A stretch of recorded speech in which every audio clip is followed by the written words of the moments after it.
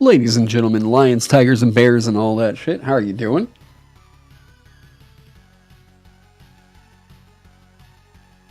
Yo, you are early. No, you're right on time, is actually the truth. Yo, how are we doing? On the thumbnail art, yeah, right. The 5 genders, yeah. Good, hey, evening, how's it going? Gotta make sure the hair is right.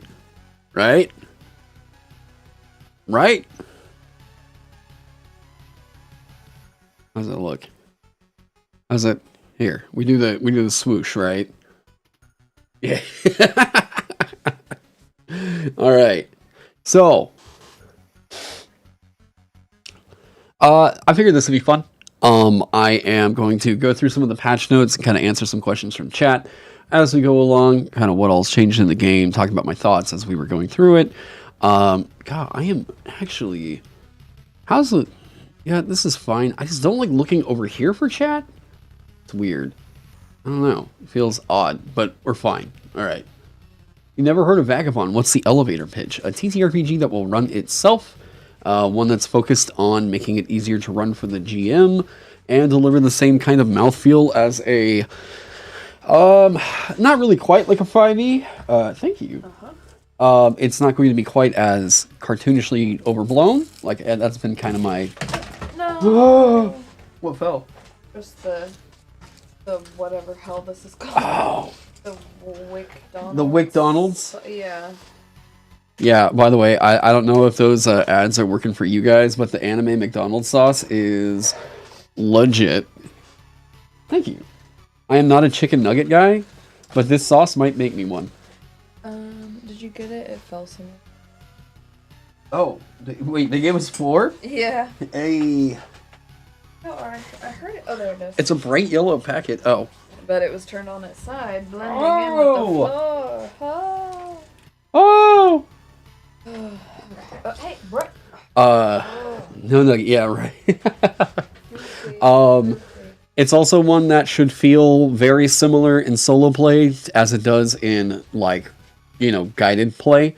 This is one that there were just way too many issues with, yeah, the upside down logo. Yeah, yes, it's very good, Gavin. I promise. It's very good.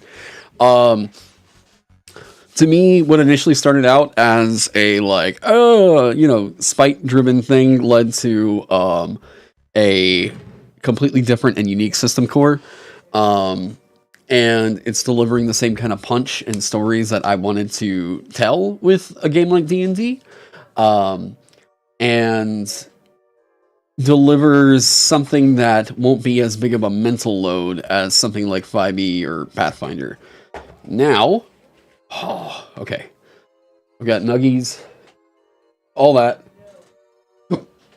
Hey, haven't read enough of the PDF since you picked it up to ask any productive questions. Oh, okay, yeah.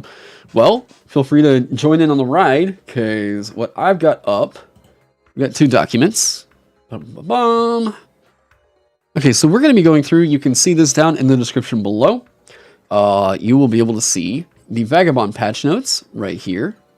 And then I have the current playtest that is out right now. This is the 3.0 that you can go get over on the Land of the Blind storefront. And right now, I guess we'll start from the very tip top. I did correct the issue going on with the bookmarks, right? Nothing like Daggerheart. More structured combat in a traditional sort of turn-based initiative. And it will, it's using D20 resolution mechanics, but D20 roll over. If someone wants to correct me if I'm wrong, but I don't believe there's another system that does Vagabond's current resolution mechanic. But yeah. Currently 50% off, yes, until we get to the print Kickstarter. Now, so the bookmark should be corrected. You should be able to see, yeah. So last time the problem was the index that I made for the stat blocks was kind of borking this up right here, but I've got it all sorted now. Everything should be all Gucci there, right? Kidding, because your only video you see was me ripping on Daggerheart. Oh, the only video wait, my only video was, oh no, I didn't rip on Daggerheart. not at all. I was ripping on the way that people are reacting to it. No, I don't have an informed opinion on it yet because I haven't done my deep dive on it yet. So, starting out, let me just go from the top and just kind of talk about my thoughts as we're going through here. So this first note right here, please know that Vagabond's character creation is for a more grounded view on the fantasy genre. If you have a character concept based in high fantasy, you may be a little disappointed that this requires significant leveling up in this system. Also, a worry was expressed that characters in Vagabond wouldn't be able to be specialists in an iconic weapon, particularly early on. This is the kind of thing I believe characters need to discover or customize as a part of their heroic journey, rather than getting these kinds of loadouts very early on. So, apart on this, in games like D&D, I think it encourages people to go with a very particular build, right? I know that I'm going to have a great sword, and that this is going to be the thing that I use from here on into eternity, right?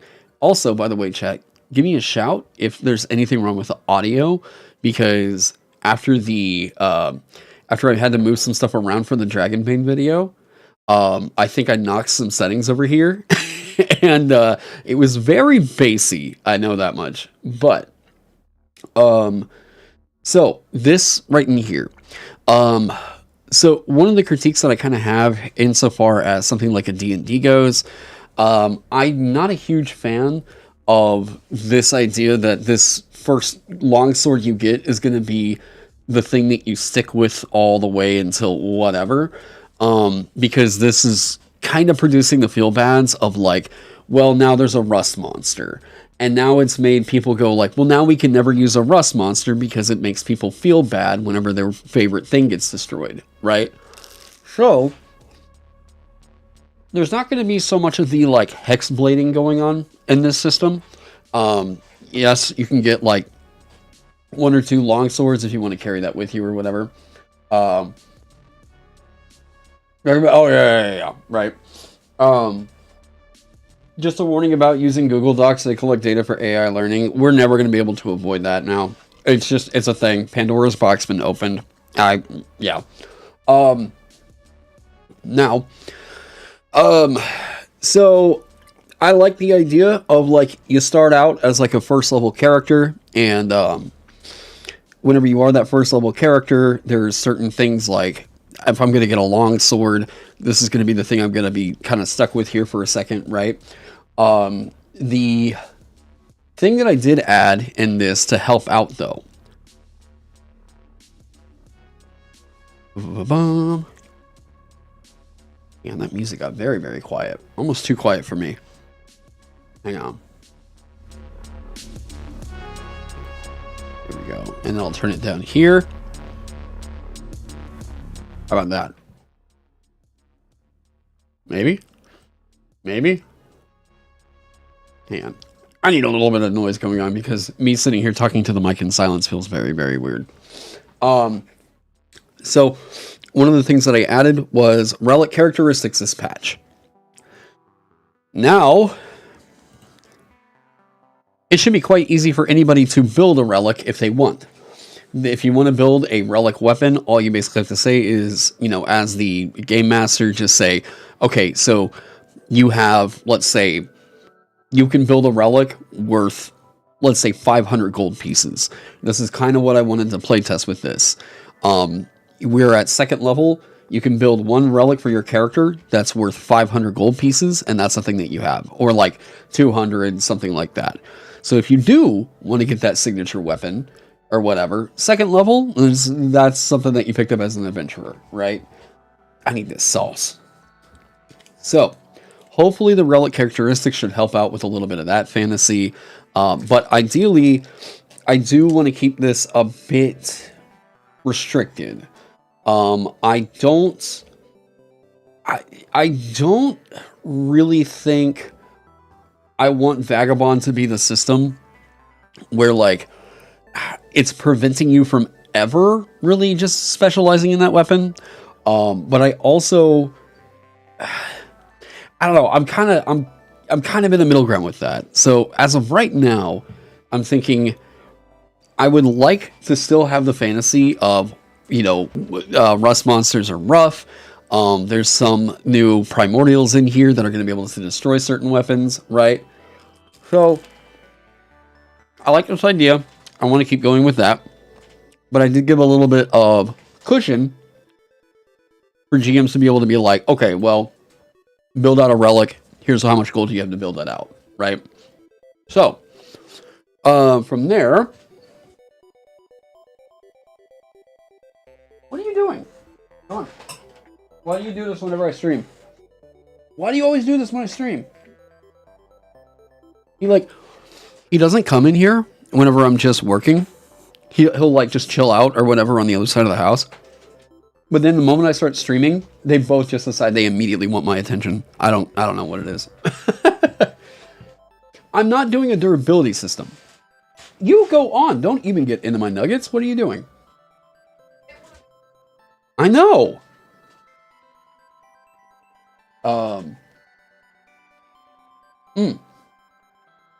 So, it isn't a durability system, but I'll give you an example.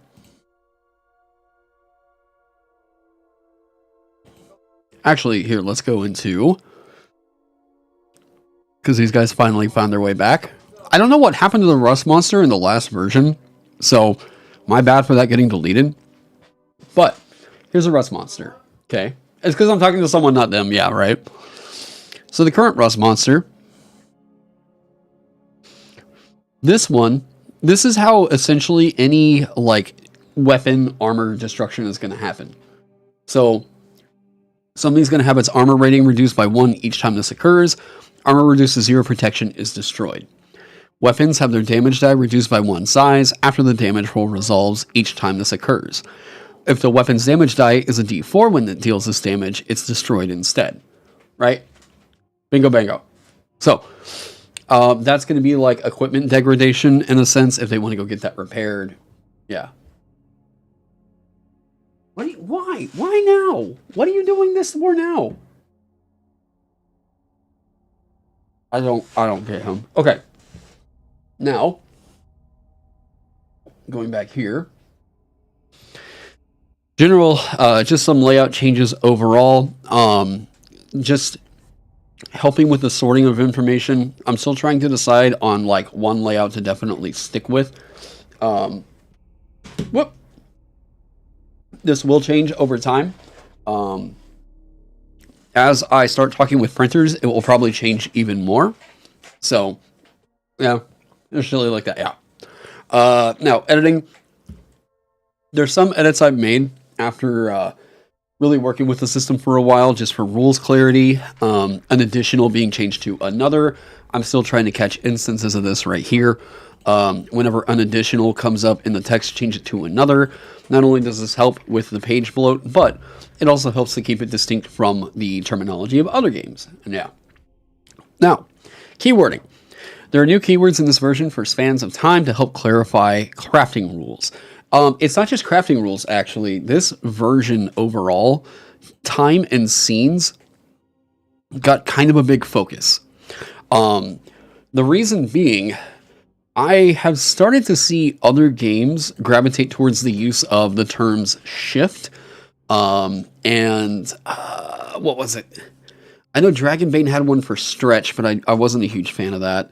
But these are supposed to be segments of time in which we can say something is being spent here, right? Narratively, time is a resource that we are spending here. So I think that this is just going to wind up being the way that TTRPGs move forward in the future, and I'm adopting that here for Vagabond now because I think it's just so clever. So shift tasks and scene tasks are a thing. This is going to be the way that you're going to craft. This is going to be the way that you rest, that you travel. All this stuff is going to cost time, right? So time is another resource you're going to have to track. Now, activities are now tasks. We basically talked about that right there. Exploding is getting some clarifications throughout the game. Yeah, I've tried to go back through and find instances of exploding and make sure that the text was unified. Overall, Exploding has had overwhelmingly good playtest feedback. Every time someone rolls this and it explodes, you're getting the same dopamine rush as you get whenever you crit. I love it. Go for it. Yes, if we get that more often, yes. Dodge now requires 5 feet of speed to use. So, anybody that's been involved with a playtest up to this point, the feedback that I was getting was that dodge was too good. That dodging something, just being able to dodge it, was reducing the threat of basically everything in the game. Now, to me, I think that there may have been a little bit of, not perspective, but maybe final intent, disagreement as to what the vision of it would be. Because in all honesty, if players are getting hit all the time, they're just getting hit by attacks all the time, they're not going to have that character around for a whole long, right? So, dodge though, at this point, it's now requiring 5 feet of speed to use. There is a small resource cost in here in order to make this pop. Is it just for dodging attacks or for dodging other effects as well? It's just for dodging attacks. So that needs clarification, actually. This will get clarification. Sure, update. Yes.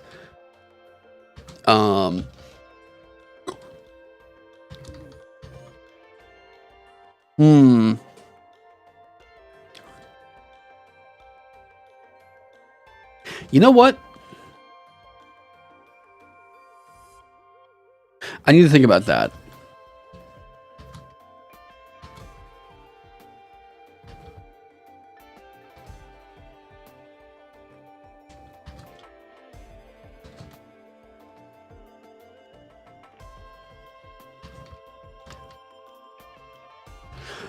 It would be really weird if it wasn't.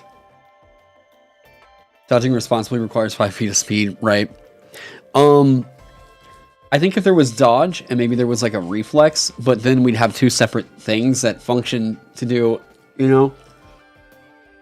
What if the party already took a turn and used all their movement? Does 5 feet get reduced to the next turn, or do they can't just dodge? Thank you for asking. You regain movement and Vagabond at the end of your turn. So, because of that, at the end of your turn, you're spending speed that you would be using up on the upcoming turn, right? There's a small shift in that, right? So now it's not something that you're having to save at the end of your turn. Now it's something that regenerates at the end of your turn, and then you have this that you could use for the upcoming, right? Is that kind of... It's probably easy to remember a player if it applies to all dodges. Yeah.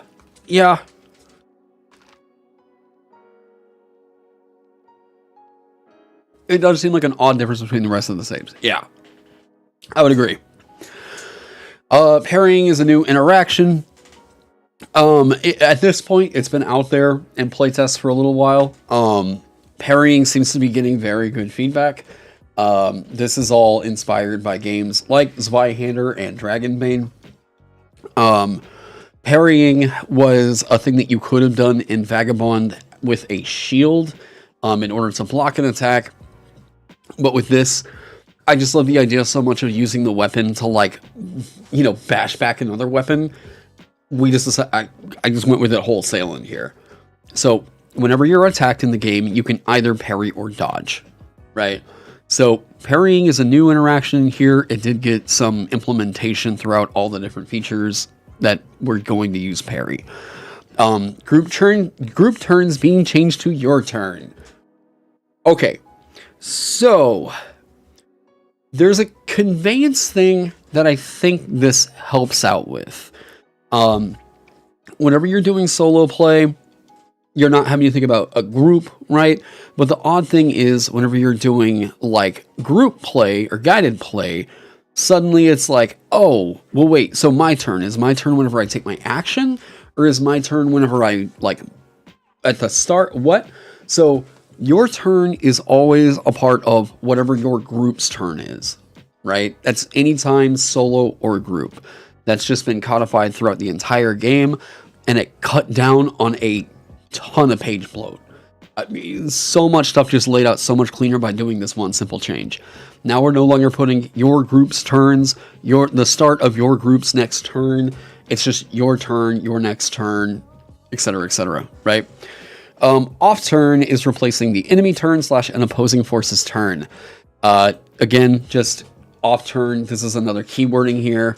Bam, right? Every update is getting closer and closer to feel like a FromSoft game. Yeah. Yeah, right. Like that, it helps keep players from thinking that they have to do everything they want to do on the group's next turn all at one go. I'm hoping so. I'm hoping so. Now, moving on from there, how to play. I included this text in here for Thwart the Villains. Pulp fantasy stories are about the successes and failures of the heroes, not the enemies. A story isn't made more interesting if a villain's plans don't work simply because they failed a check. As such, it is the heroes who must prove their attempts at thwarting the villains plans succeed. Enemies do not roll for their attacks, defenses, and checks, as they are assumed to succeed unless the heroes intervene.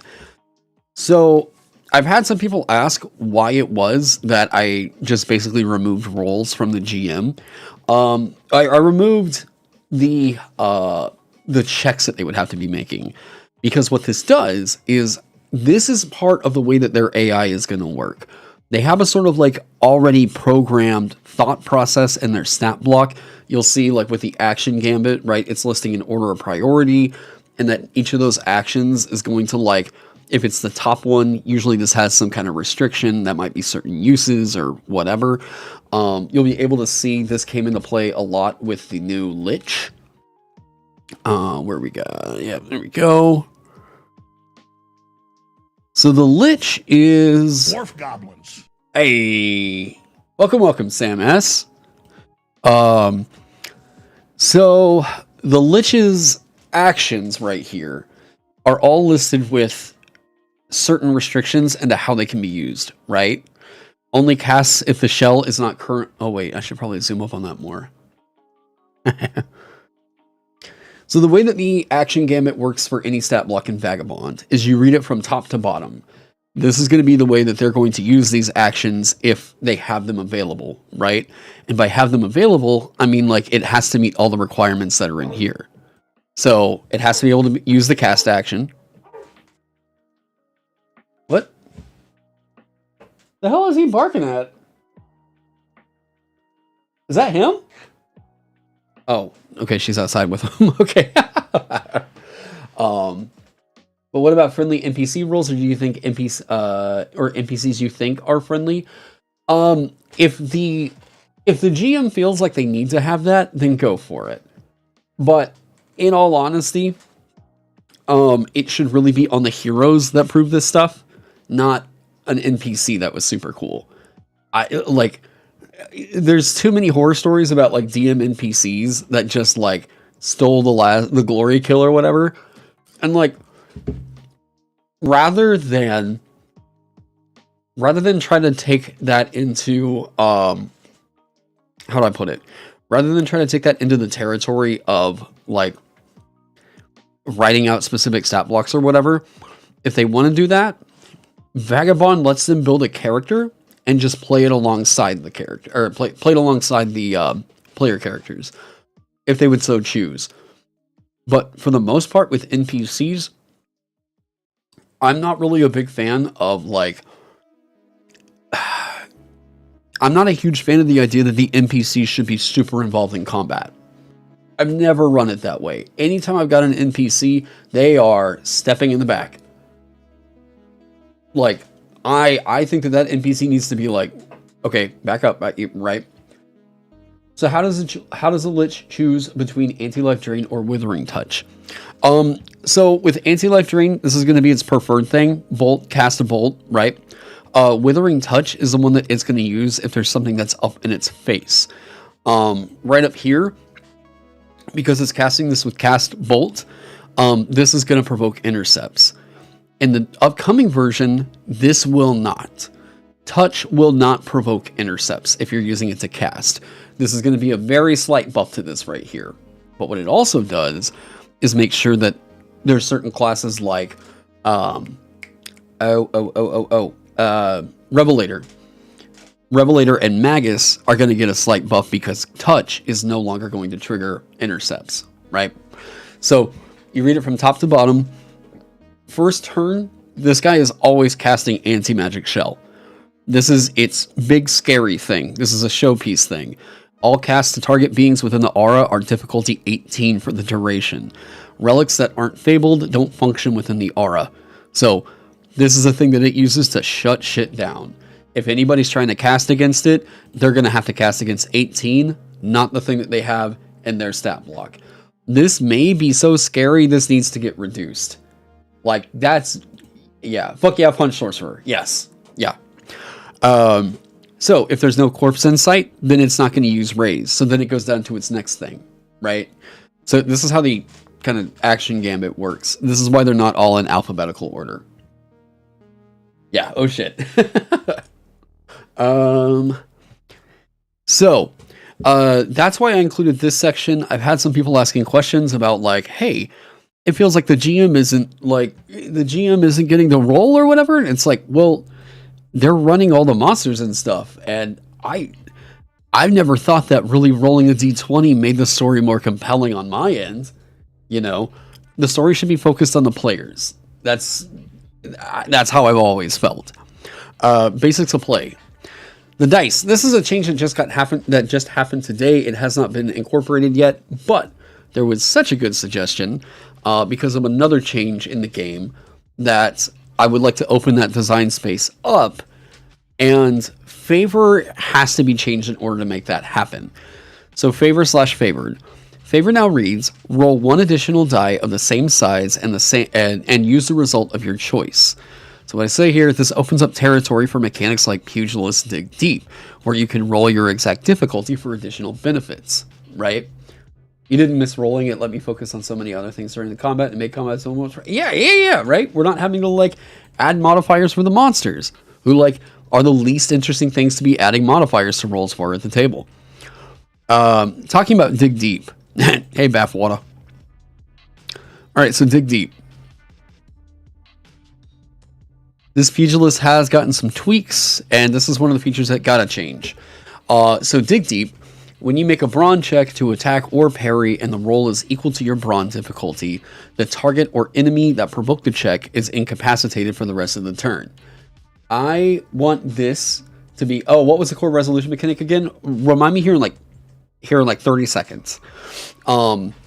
So I wanted this to feel like the perfect parry from like Soulsborne games, where like if you parry something perfectly, not only does it like reduce the damage, it completely zeroes out the attack, and then they get slightly stunned, right? So then you're able to do the like war drum sound and then give it a crazy awesome attack, right? You feel like a lot of the Pugilist retold features don't really match their names. I get that with Dig Deep, for sure. This is just a different mechanic, right? Unbreakable, I see that working. Hard Knocks, this is all just making stuff harder, or you're hitting harder. Dig Deep feature is now triggering a little bit easier. Underdog, I can see that one not really totally gelling in well. I can get that. Poise is just what we got poise from the fighter. But, yeah. So I wanted to open up that design space. And I guess in order to make sense of that, it would help to explain the resolution mechanic. Now, okay. So the way that checks work, this is a D20 roll over system, not roll high.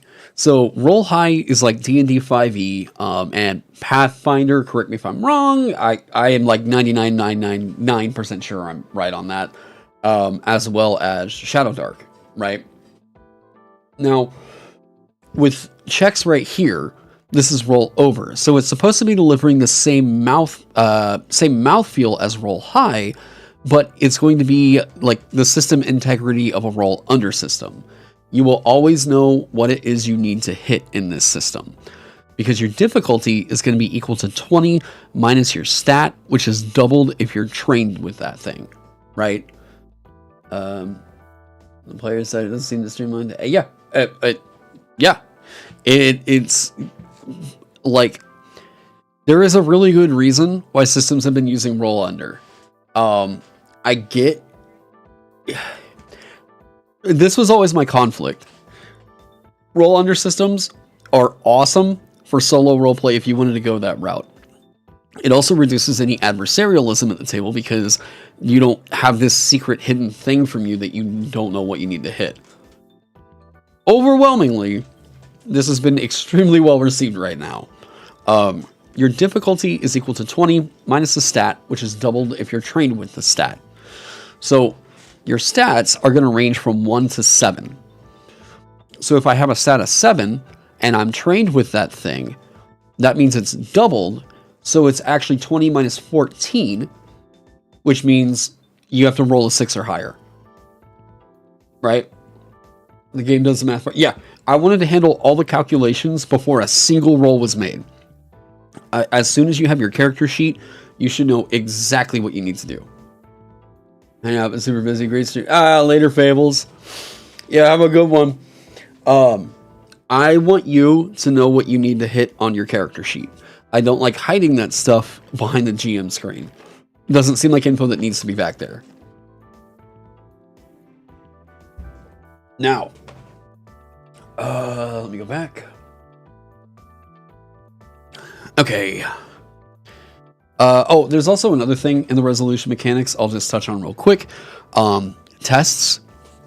Tests are different from checks because tests require multiple checks to pass.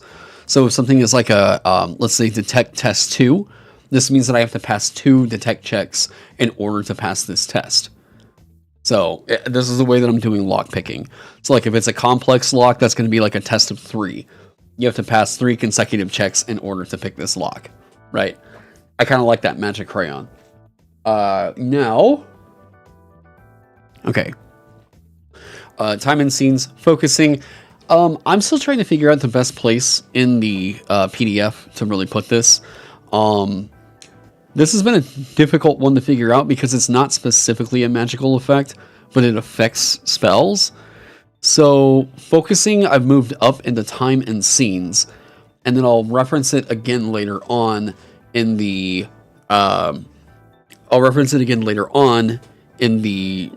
magic system and everything. What do I think of Morkborg Z12 system? I love Morkborg.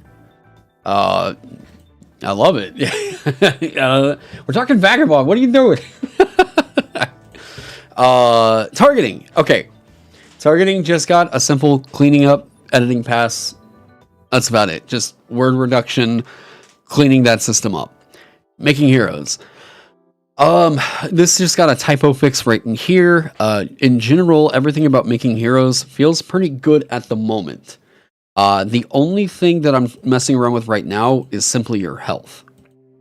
So as of right now, in the last playtest, health did not scale with you.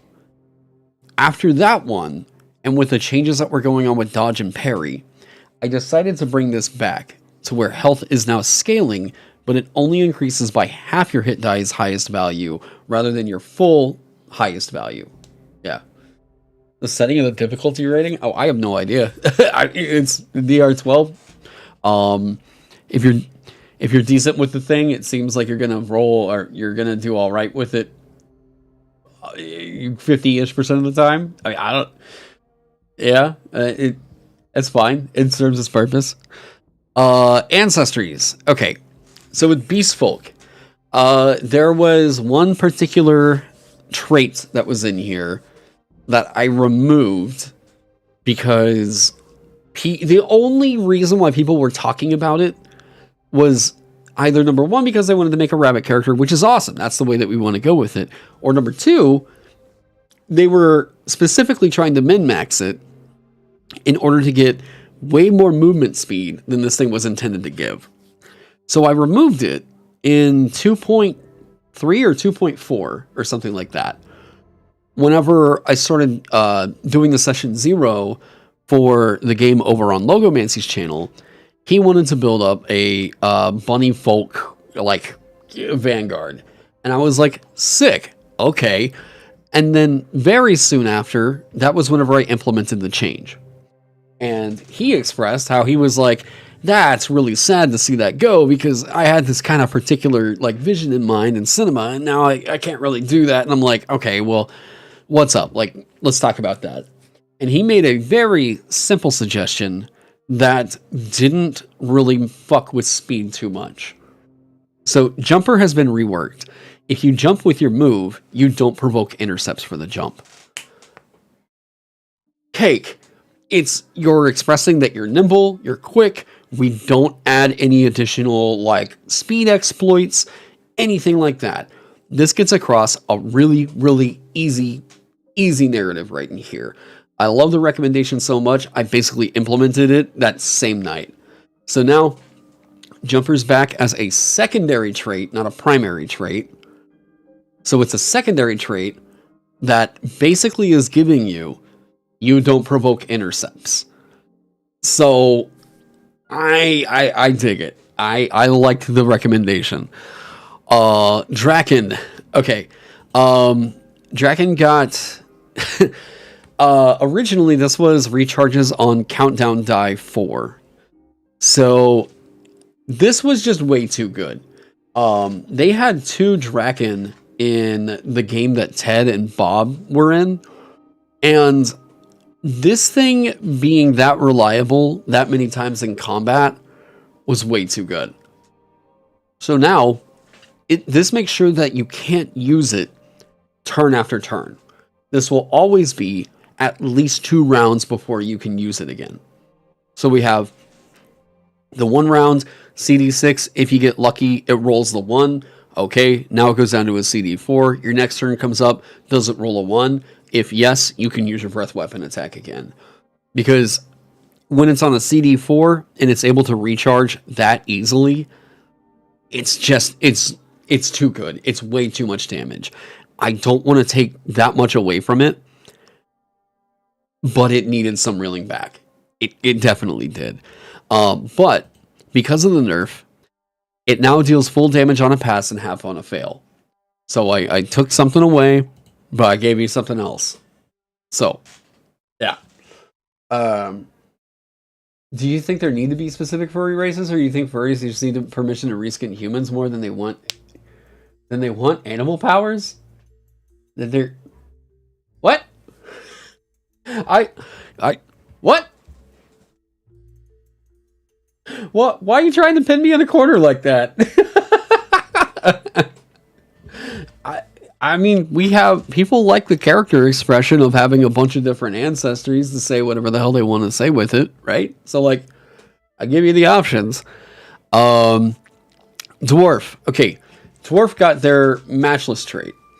So with matchless, originally, this was written at a time in which crafting was going to be something with a bit more, of a simulationist sort of subsystem. And, not trying to grill me. Oh, it's just like, it just seems like one of those things that you bring it up and it's like, wait, that immediately diverts the conversation. I'm like, wait, what do I say to that? Like, so with matchless, originally, this was going to involve a lot more with the materials and everything like that. I came up with an alternate take on it since we implemented the shift tasks and everything. So now it grants training with craft and allows you to complete one shift task to craft as a scene task instead. Something that would normally cause, she's no, it's you're good. So originally something that would take you 6 hours to make now only takes you 10 minutes. It's very good. Very strong. But let me see here, because I think I summarized it a bit too quick. Yes. It does have a once per day limiter. right? So this isn't the kind of thing that you can just like keep spamming out in the middle of a dungeon. This is a once per day. You have the ability to like rush it, right? It's very, very good. Dwarf Alchemist is looking very nice. Go over here. Gremlin. Okay.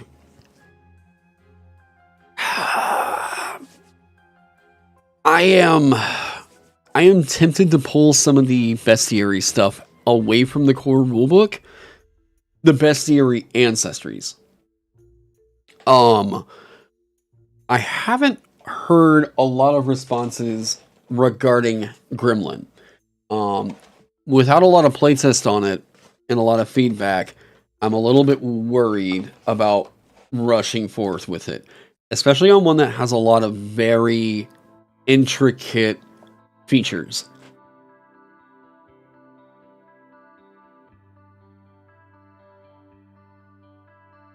So,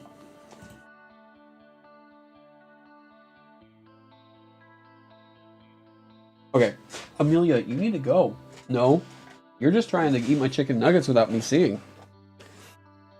Yeah, she is like waiting underneath my McNugget box, just looking at it like, yeah, you fed him.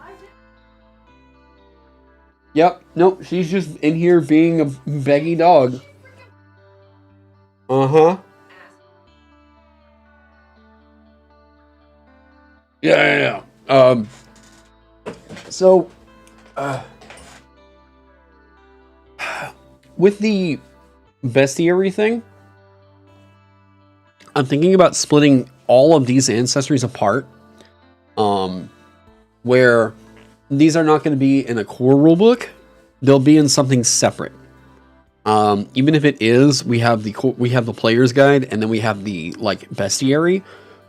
Maybe we roll with that. I also don't want to get into the 5e problem of... So, 5e has a really weird issue with its party composition, in my mind. And that's that 5e and Pathfinder both do this. Basically, if you go and play D&D with a D&D or Pathfinder right now, whatever, right? You're always playing with like a monster party. You're always playing with like a team of like really just like non-relatable ancestries. I love having the options. But most fantasy stories are not that. This is where my hang-up is. I'm like, I don't feel like elf, dwarf, halfling is like unrelatable. We get that, right? But like the moment that we start talking about like, okay, well, Aasimar and tiefling, and now we've got someone that's playing I don't know, Aetherborn from this Magic the Gathering supplement from 8 years ago, or whatever, right? It just feels like some of these characters become a little bit unrelatable. And I'm trying to figure out what the, like... Okay. Yeah, having dragons and tieflings in the PHP.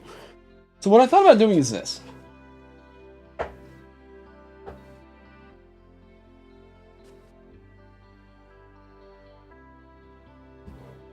I'm thinking, oh, wait, oh, shit. I didn't mean to do all that. There we go. Okay. So what I'm thinking about doing is doing a Vagabond basic version, where it's something like an 8.5 by 11, and this is going to be like a $10, like, right?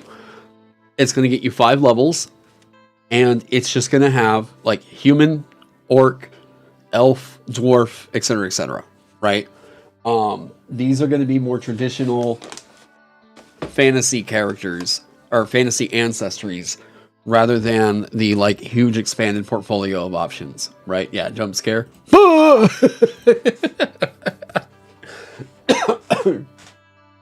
So,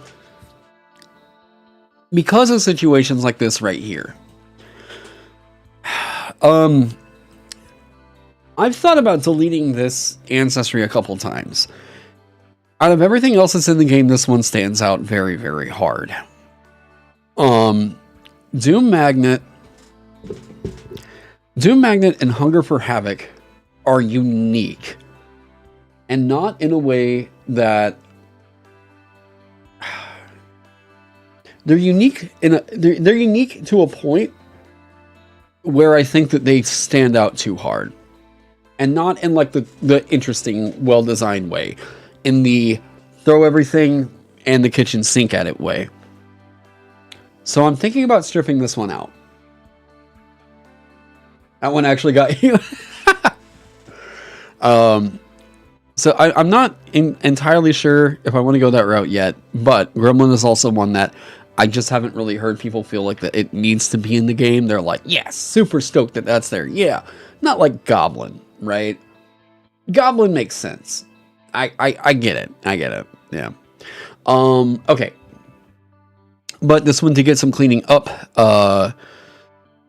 So these are basically just a quick, easy, like Doom Magnet. Use an action, spend a luck to emanate a 30-foot aura of disaster for 1 minute. Whenever an ally feels a check while within the aura, the check you make before the start of your next turn is favored. I think I clipped out 2 or 3 sentences in here, and I just don't remember exactly what it was. Probably because it wasn't necessary. Hunger for Havoc also is specifically keyed into items of 3 weight or lower, not like object, right? So I'm kind of scrapping that. Have you yet to hear anybody playing a Gremlin? Yeah, same here. And this one's been in the game for a while. So, yeah. Moving on from there. Alchemist, no changes. At this point, the worries that I have with the Alchemist aren't really on the class. It's on the alchemical items. So there's a lot of alchemical items in the game that just need testing with it. So far, the crafting rules all seem to be totally kosher. Nobody seems to be having a major issue with it.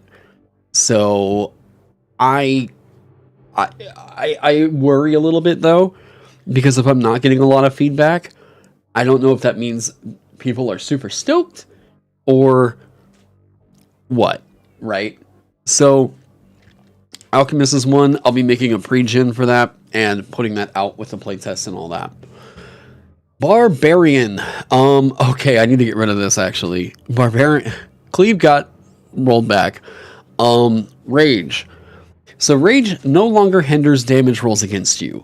This was the only point in the game where hindering a damage roll kicked in somewhere. And this was always a bad choice from the get-go. Because whenever you're rolling 4d6, and then it's like, oh, okay, well now I have to roll 8d6. Okay, well the lower of those two was a 2. Okay, that was a 3. That one was a 1. That one was a 4. Right, we're slowing shit down.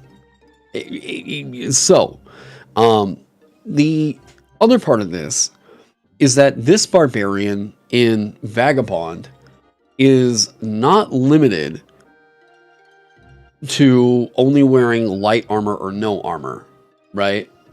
Is this a D&D killer? Yeah. What up, kid? This is not limited to light armor or no, or yeah. So this barbarian can go with heavy armor. Because of that, because this barbarian can get some good benefits out of using a shield and can still deal damage with that shield, I'm thinking it's time to just get rid of hindering the damage rolls against you. So this version of the barbarian completely gets rid of that. It is a nerf, but like, it can go. I don't think it was worth keeping around. Hustle got a nerf. Reduce the speed bonus to plus 10 feet. Too many of y'all were just zooming around everywhere in the game. Speed is getting a little hit this game. This go around, all right? So the speed bonus is reduced to 10 feet. Okay, fighter with poise. So, okay. I thought that this one would be a little bit controversial. And I'll kind of talk about why. So, fighter with poise, the change, it is a nerf, only reduces the crit on dodge and parry checks. So some people might be upset by this change, so I'll elaborate. This helps Hunter feel more like the attack crit specialist, while Fighting Spirit has been pushing you away from using the best crit fish mechanic in the system, for favor. This is now an easier way for Fighter to make yet another attack, because remember in this system, if you crit on a dodge or parry check, you can instantly take an action, right? So this is an easier way for Fighter to make yet another attack rather than enhanced accuracy on a single attack, right? That's going to be what like Rogue and Hunter want to do, right? They want the enhanced accuracy on a single attack. Fighter is trying to make as many attacks as possible. So it was a little counterintuitive that Poise was getting you increased crit on dodge and attacks, where over here with Poise, it makes more sense that it's dodge and parry, right? Does hindering a multi-die roll mean that you have to hinder each die individually? You assume it was you roll 4 6 twice, take the lower total of the two? Because situations like that would be really confusing, I'm just getting rid of, like, hindering damage rolls. The favored die rolls or the favored damage rolls could be handled by they explode on a 1. And we get actually a better damage gradient out of that. So if like the exciting thing is the explosion and we can get rid of the favor on those damage rolls, you know what I mean? It feels like killing 2 birds with 1 stone right now. So yeah, for like Barbarian, I just want to get rid of a clunky math mechanic in the game. The other thing that you'll see with that is whenever I go to talk about Tooth and Nail with Beefcake and why this one got changed. Now going over into the fighter disciplines. It works on Frightened. Oh yeah, I need to clean that one up too. Steady Aim, Archer got a nerf, and it did get cleaned up with some new edits in this one. Challenger is getting a change. Challenger, this was getting a couple different things in here. Challenger was written before parry was implemented, and this is now cleaned up, and it synergizes with poise a little bit more, right? If you crit on a dodge or parry against an enemy attack, you make your next attack during the round with favor. Generally good. What effects explode on their highest value right now? You feel like much more explode on a 1 at this point? Oh, no. There's definitely plenty of things in the game that explode on their highest value. There's stuff with Gunslinger, there's stuff with Alchemist, with Cleric, and trying to remember. I know there's a few. I know that I say a few. I know there's more than there are ones, I believe. So Taunt. Taunt just got a fix. I say that this is a nerf. This is a fix. Because I forgot to add in the duration. Now it's added in there. That's all. Pugilist 2. Wait, Pugilist doesn't explode on a 1, right? It explodes at full value.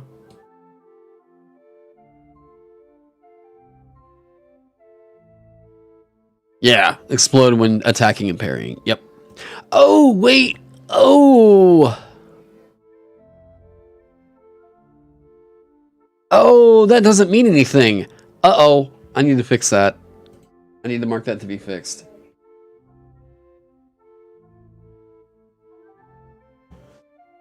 Hang on one sec.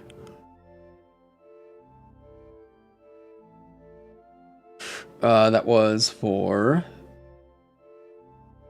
Underdog.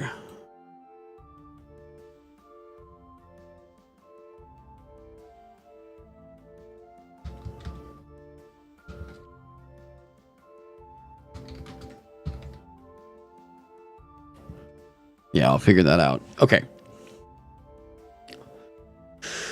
Okay, Warlord, this just got a very simple change. It just removed a redundant paragraph. Or, yeah, removed the last paragraph. The cover rules made it redundant. Gunslinger. Gunslinger did get a few changes in here.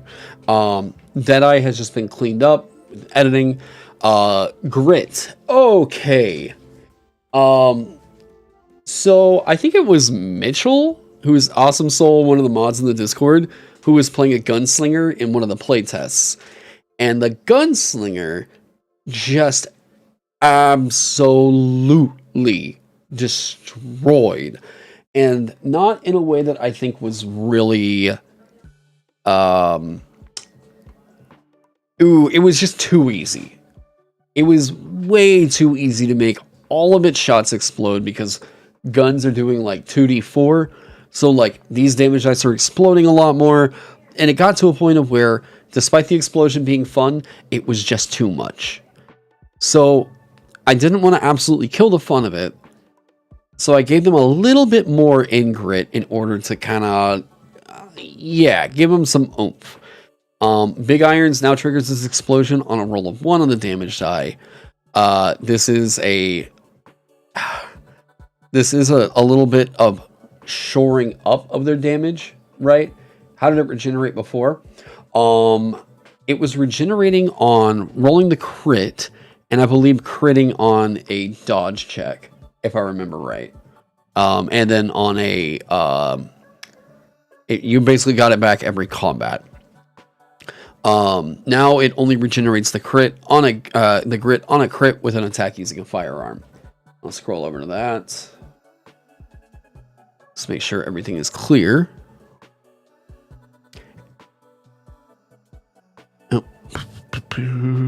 Oh yeah, and we got new art, right? So you have an amount of grit equal to awareness. You regain spent grit when you benefit from a rest, and regain 1 grit whenever you crit on an attack with a firearm. You can spend grit to fuel grit techniques, which you know 3 of now, yada yada yada, right? So with this one,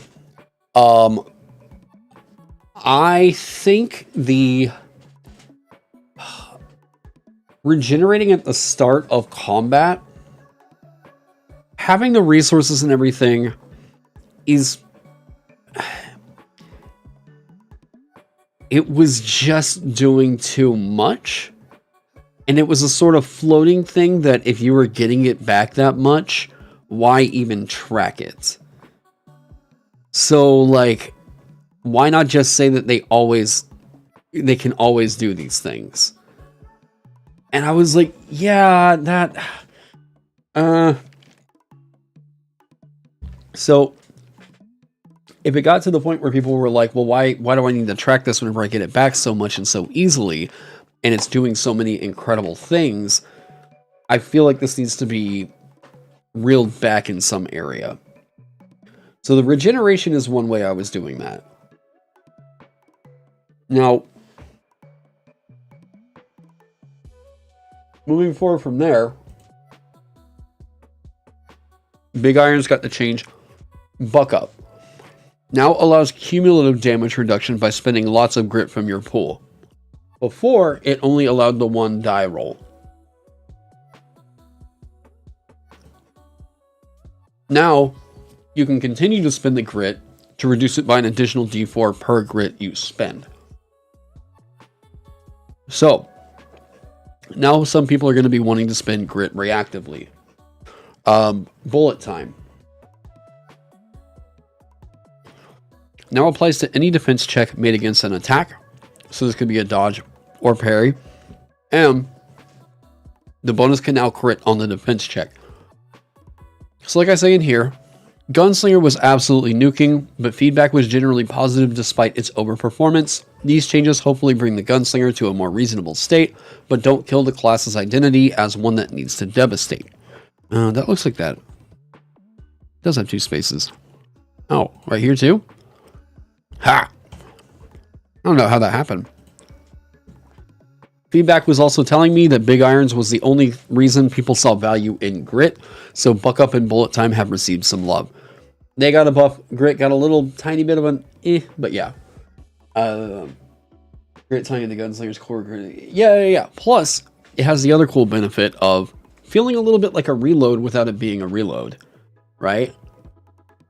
I kind of like that idea of feeling like you've got 5 in the chamber, 6 in the chamber, whatever it is. Yeah.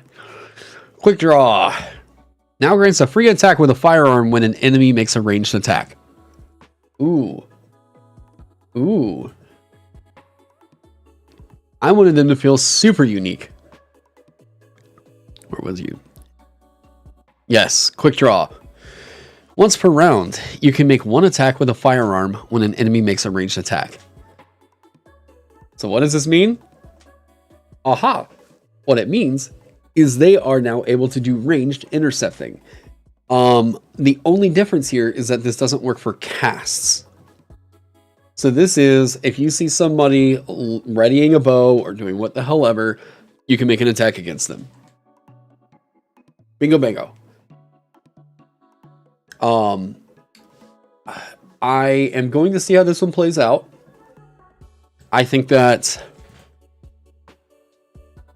shotgun is the one thing I'd be worried about, but it is only on a ranged attack, not on all attacks. So yeah, and the reason why with shotgun, it's just absolutely devastating. Shotgun with big irons is probably going to nuke most anything that's at like threat level 1, maybe even threat level 2. But yeah. Does your attack take precedent? Yes. When an enemy makes. So not whenever an enemy hits, right? When an enemy is making the attack, you can do this first. So because it says makes, not hits with, yeah, the order of operations is your attack is going to hit before theirs will.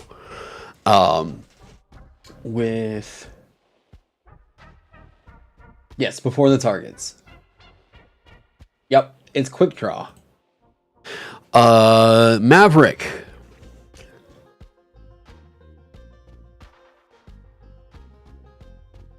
Going over here.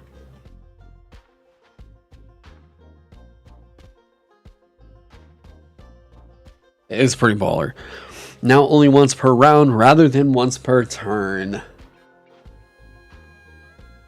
Yes. You being able to do that with quick draw, I would worry about. This is a slight nerf. We're going to see how it works out. But Devastator has still got a bunch of incredible playfield. And this means that Big Irons is like, it's popping off. I mean, you're not having to worry about grit to fuel this thing at all. Or you created a Word document detailing every inconsistency in spelling errors you could... Oh, thanks. To share it with me somehow so I can check it later. Yeah, if you join up with the Vagabond Discord or just find me on Discord and want to shoot up my way, I'd appreciate it. Thank you. Yeah, totally. Yeah, I appreciate it. I also have my business email and the channel banner and everything. Yeah, there's also the editing chat in the Discord. Yeah. Okay. So, those are the only really big changes going on with it. I know that the Woo is going to have generally good play feel. The one that I don't know a whole lot about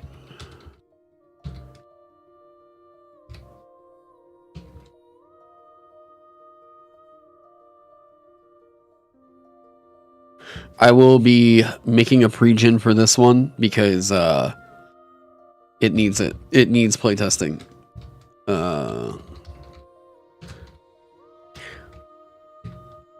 Basically, the way that this is going to go is leading up into the print Kickstarter. I'm going to need to be playtesting some of the stuff. The Stranger is one in particular that needs some playtesting, but honestly, none of the classes need playtesting as bad as the Wizard and Witch do. I've seen, I want to say maybe 2 or 3 witches in operation, and the only feedback I really got back was like, it was fun. And I don't, yeah. Oh yeah, send me an email, indestructoboy@gmail.com. I appreciate it, thank you. Okay, Hunter's Mark. This got a very slight change. You can apply your Hunter's Mark to a being you can see at the start of your turn or when you make an attack against it. This mark requires your focus. While a being bears this mark, the following rules apply. You know its armor, immune, weak, and status immunities.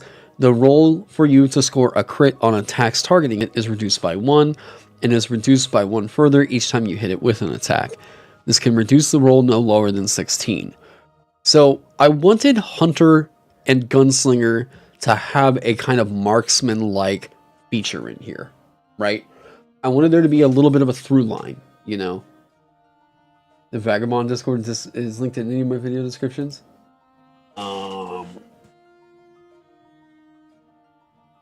Probably not. Copy.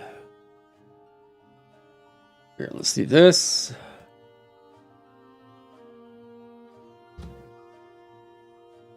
I have not had an Alleyman yet. Alleyman is one that I specifically marked needs to be play tested. Okay. Okay.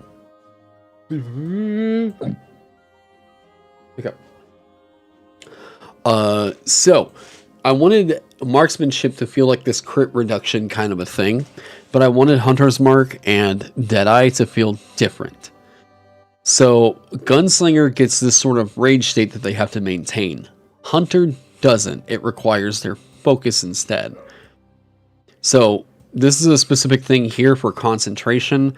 Hunter just has to keep on shooting, right? That's the big difference between the two. The Hunter is also getting more information with its Hunter's Mark. The other thing is they got a big buff. Eye for Quarry. I didn't hear anybody talking about this one just yet.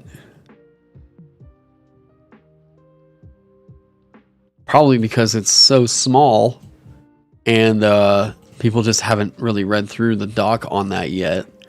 But Eye for Quarry's 6th level, you can sense any being that bears your Hunter's Mark as if by all sight. So, before, what it was you learn its current hit points. You learn its current health. That is so nothing. I love the idea of a scan. But this feels way cooler. You can sense any being that bears your Hunter's Mark as if by all sight. So what I've said here is the original effect was absolutely lame and couldn't compete with other interesting options of other classes. Hopefully this makes Hunter's Mark feel like the Master Predator it is intended to be. Right? Yeah. Magus can now parry cast actions. With the new parry mechanic, I wanted Magus to have something that felt fun, unique, and made them stand out in the crowd. As a result, they are the only way... Hey, Sarah. They are the only way in which you can parry a cast action in the game.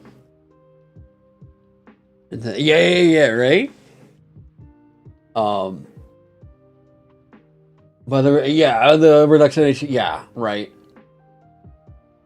So this right here, this is also inspired by, there was a ridiculous video that went around of there was a video game character in a demo that parried a nuke, and I was like, hell yeah, how can we do that in Vagabond?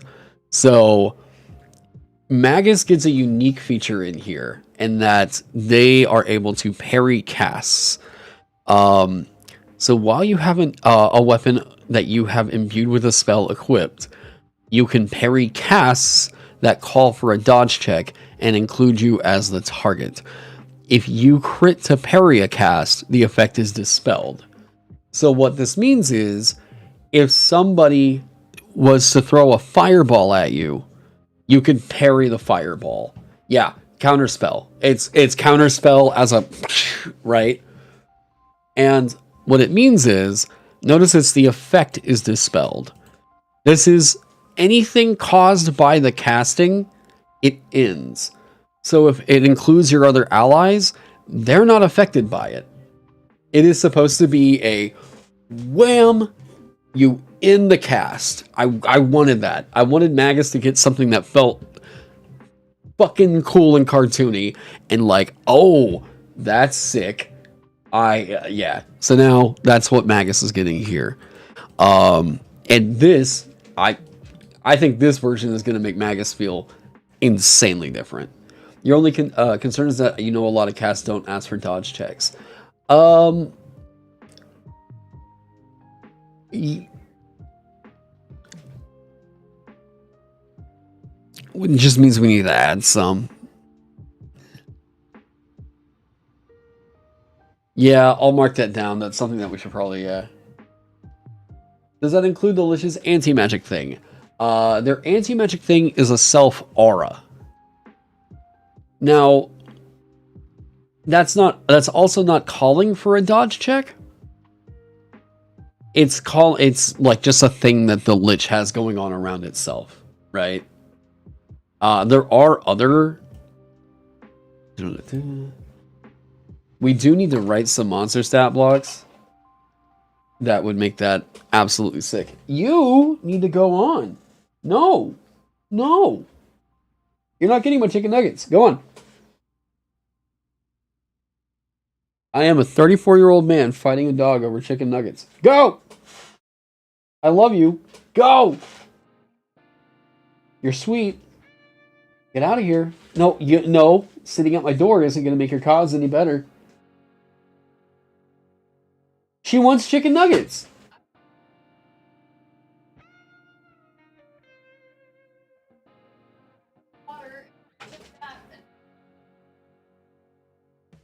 Go on.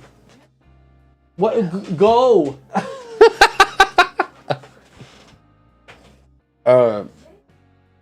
Not sure how many abilities in the game are cast. We'll add more. You want chicken nuggets? The ones from McDonald's with the Wick Donald's sauce are really good. Okay.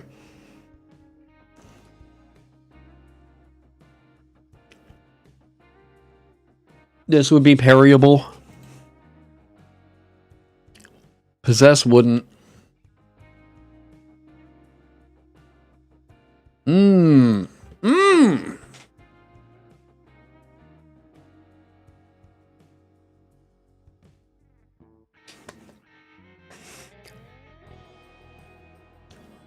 What if it's any cast that calls for delivery a touch?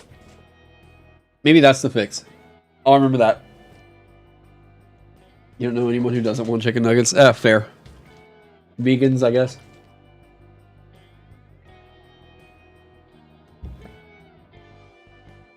Human texture. Okay. That's been the only change on the Magus, though. So far. You do like the ability to parry a ranged bolt, though? Yeah, it is kind of sick. We'll figure that out. Okay, so Pugilist. Okay. Pugilist in its current state has one feature that is still being tested, but the rest of the class feels essentially good to go. This thing is very good at the moment. Unless significant issues are discovered, this will likely be the final version of the Pugilist. Players can likely only expect to see fixes for discovered typos from here on out. That is with the exception of Dig Deep. Fisticuffs. Clean up some wording around crude weapons. Second paragraph further, once per turn, you can make one attack with a brawling weapon if you rush, successfully dodge or parry an attack, or by skipping your move. This needed to be underlined right there. Inspiration. I was curious. Have you heard, playing lightning tennis with Ganon. Yeah, right? You want a subclass ability that allows you to bounce them back. Inspiration. Have you seen many people using by skipping your move in this? Whenever, like, Pugilist is getting played, are they really skipping their move in order to make an attack again? Because to me, this feels very good. 100%.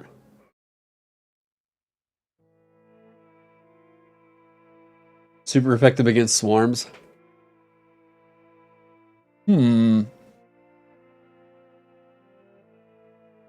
Okay.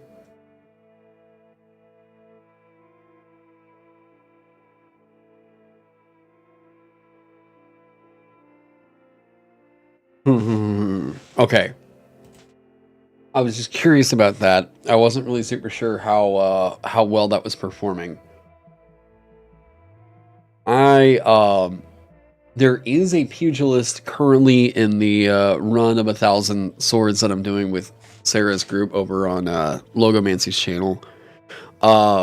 We'll see if that actually kicks in anytime. Does skipping your move count as having 0 movement? Asking for the purposes of dodge. No. No. No. It means you don't use that portion of your turn to move. Not giving you punching. Yeah, right. Underdog. I marked it for a change that'll be getting fixed in version 3.1. Poise, the roll for you to crit on dodge. This is just carried over from the fighter right here. The roll for you to crit and dodge parry is reduced by 1. 20th level, it's reduced by 2 instead.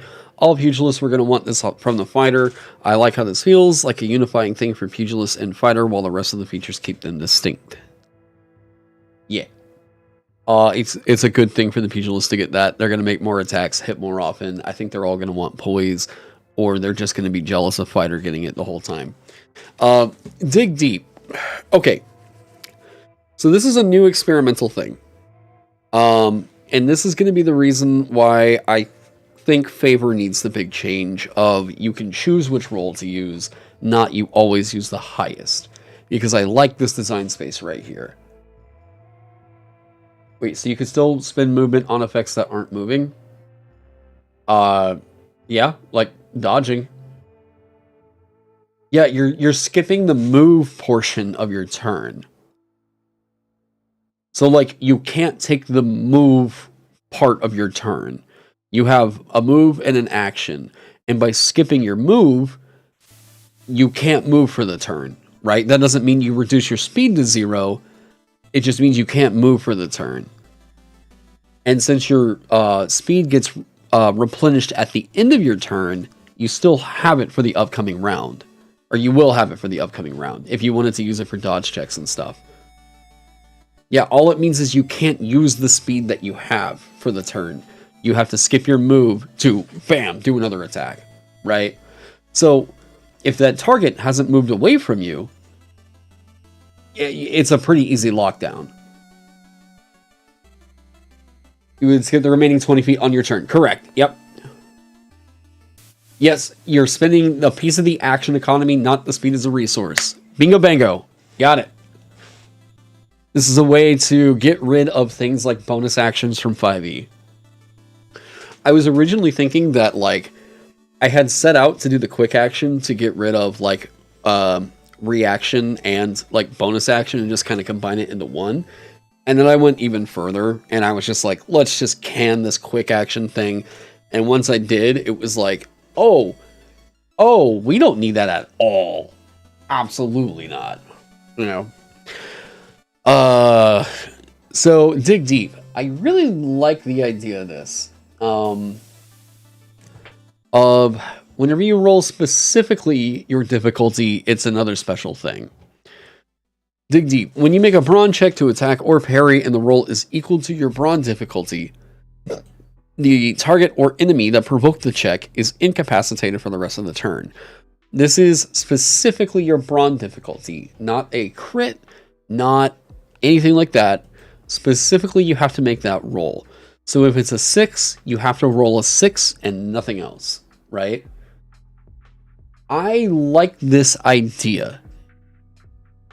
I think that this can be kind of cool. It almost feels like a super crit in a way. Because not only did you pass, but it's something that's keyed in differently from a crit in the game, right? It's serving the same function as a crit, but it's not a crit. So I like the idea. I don't know if this is exactly the thing that we want to do with it, but I really like the idea. Harrying is the same. What was I thinking? Unbreakable. Oh, yeah. Unbreakable is now allowing you to re-roll a defense check, even if it's a fail or a whiff. Or, sorry, even if it's a whiff. Hard Knocks got a slight change in here where it's just adding in the Dig Deep feature, and the other stuff that was in here has been portioned out in the rest of the class. Yeah, it's a temporary knockout. It's parry from Dark Souls. It's like a perfect parry, though. Yeah. Now, Hard Knocks. So Hard Knocks.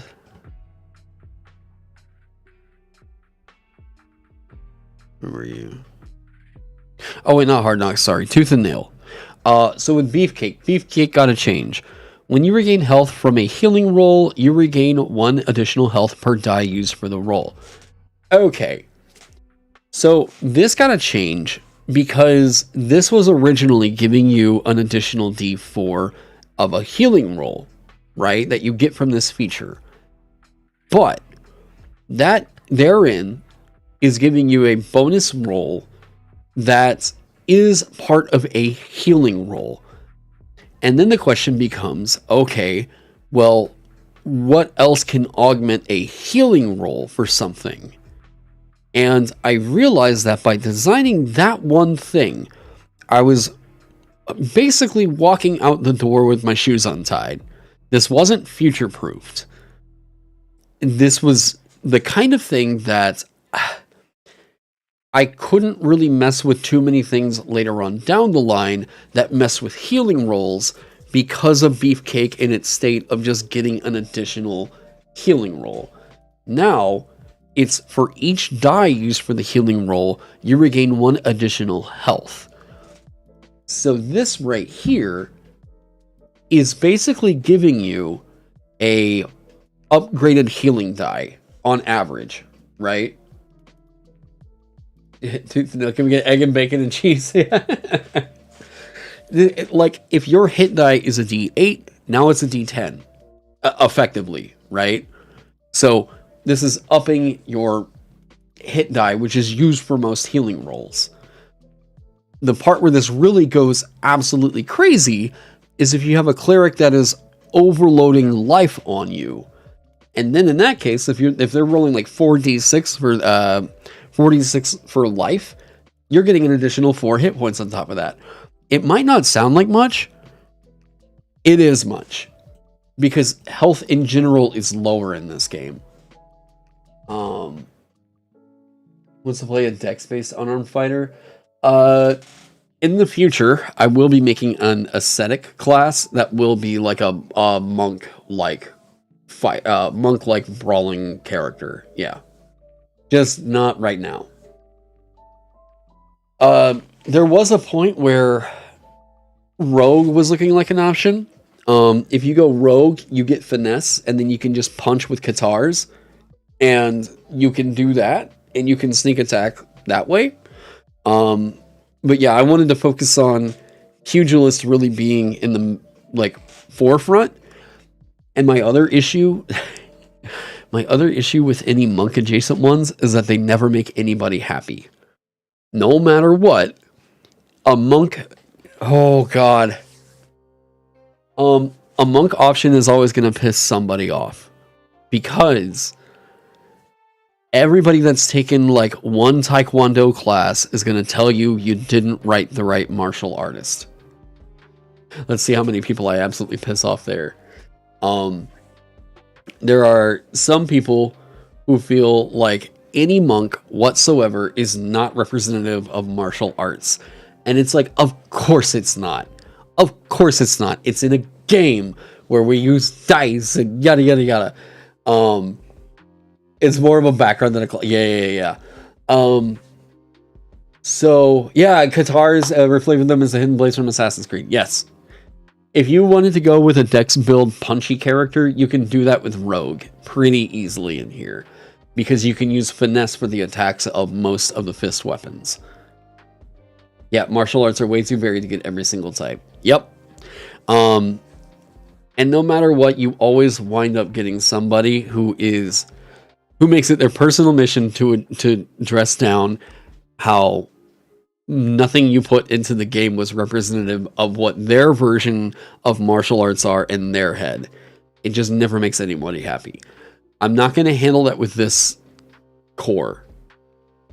I'll do it somewhere down the line, maybe. Designer writes monk as a judo class. Taekwondo people hate it. Yes, exactly.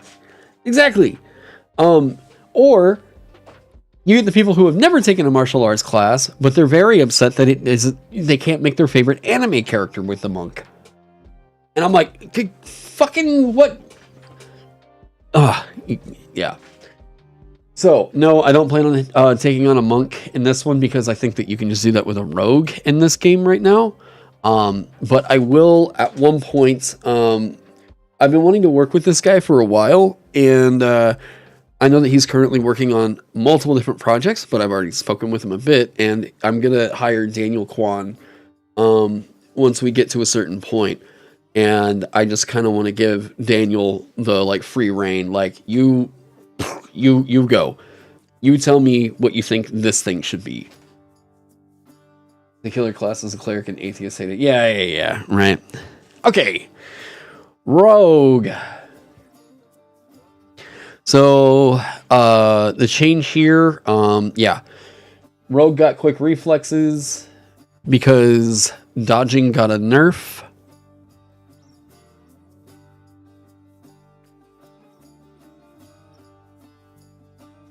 Quick reflexes. Jeez, there we go. The first time you dodge an attack on a turn, it does not cost you speed as long as you aren't incapacitated. Woo! There you go. See what I mean? Yeah, you can play a monk in this game. Bam. Yeah, you're zoomy. Yeah. So now for your upcoming turn, you've probably got an extra 5 feet of speed that other people don't have access to. Sweet. All right. Slippery. This is a new one. Once per turn, if you fail a dodge check, you can choose to pass it instead. Ta-da! All right. Moving on. Sorcerer. Sorcerer's origins. Sorcerer has not really been touched. It got some slight changes in here. I know that people were very happy with what I did with Primal Resilience. Actually, I need to mark this as a buff. Eldritch Anomaly got a... all it did was I changed the quote. There was a slight change to Amorphous, but going over here. Okay. So originally I did the cliche thing and I quoted Lovecraft. This was not a change because I was like, well, Lovecraft. No. It just got to change because I'm just sick of quoting Lovecraft every time something comes up and it's like Eldritch something. No, I was doing something weird. Plus, there's just this quote from Hunter S. Thompson that I just fucking love. Yeah, just there he goes. One of God's own prototypes, a high-powered mutant of some kind, never even considered for mass production. Too weird to live and too rare to die. Oh my god, I love this quote. Too weird to live and too rare to die. What a fucking bizarre mind. I love it. Yes. New changes are, yeah. I just really dug this quote, and plus it felt like it was super fitting for Eldritch Abomination. That's about it. Where was it? Arrest, control. What did wait. Skip your move to activate. Flesh Warp Amorphous.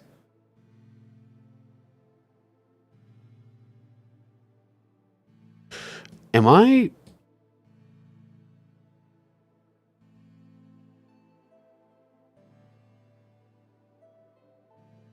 Wait, what?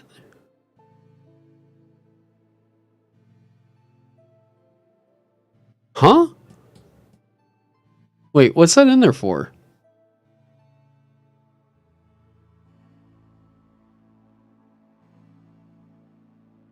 What? Did I dream up a feature? What?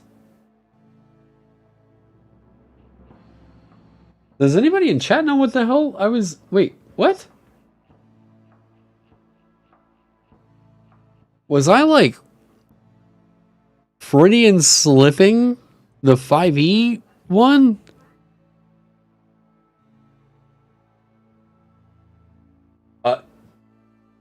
Chimerism Wizard?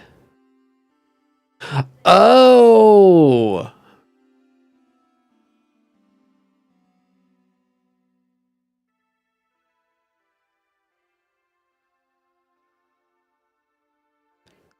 Oh!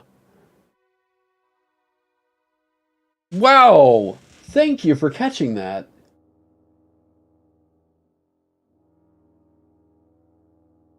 I guess I just got left over from a bad copy paste.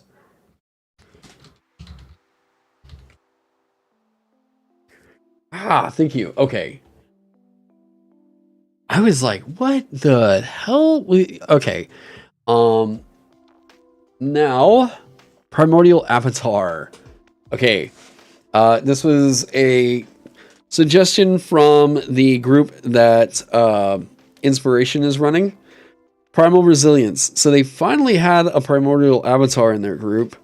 And they were trying to use their Primal Resilience feature. And the thing that kept coming up was how much they prefer that it be not restricted into resting. So they suggested it do a you think me greatly as a primal sorcerer. They originally suggested that it be a shift, or sorry, that a stretch. I say stretch. God, my mind is so hooked on Dragonbane right now. That it be a break change, like something you can do as a scene activity. I decided to take it one further because it seemed like this one was still not really making people super happy. Now it's just you can choose it. You can change this choice as an action or by skipping your move. I rather than make it a whole 10-minute thing, this is an action or skip your move, and that feels like a crazy big 5th level feature. Changing it between either caustic, fire, frost, or shock is huge, and it's just yes. Now going back up over here, Troubadour. So Scald is getting a lot in this one. It was probably the one that I think drew a lot of people in because they like the ideas. They like the I guess it's just a kind of classic call of fantasy to this one. Oh yeah, lore got and this is a minor thing. It's a flavor pick, but it needed a mechanical expression. Now includes you can't subtle cast spells since you're performing music to cast. I thought about that and I was like, oh yeah, that doesn't make sense. All right. So Scald in particular has received a lot of feedback across a few levels. Thanks, Panic Pike. We've hit a point where it's clear it needs a more aggressive buff compared to the other Troubadours, so hopefully these changes do the battle part some justice. Leader's Resolve. Allies that have your inspiration make checks against being charmed, confused, or frightened with favor. Art of War also got a buff/change. If an ally with your inspiration fails a check on an attack or cast that targets an enemy, they can use your inspiration to reroll the check. Oh, wait. I'm going to be marking this up.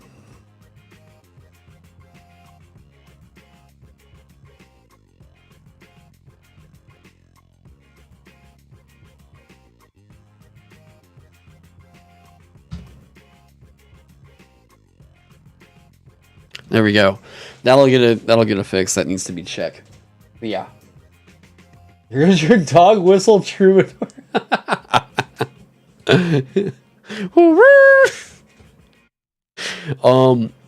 But overall, the other change that they got in the last version was one that's worth kind of mentioning in here. I still want to keep this troubadour different from 5e's bard, different from anything else I'm seeing out there. I do not want this troubadour to be a magic user. I don't want it. I as a musician, have never agreed with that decision and narrative, and they keep getting non-musicians to keep writing a musician class, and it just always looks wrong to me. So this troubadour right here is not a spellcaster. It never will be, right?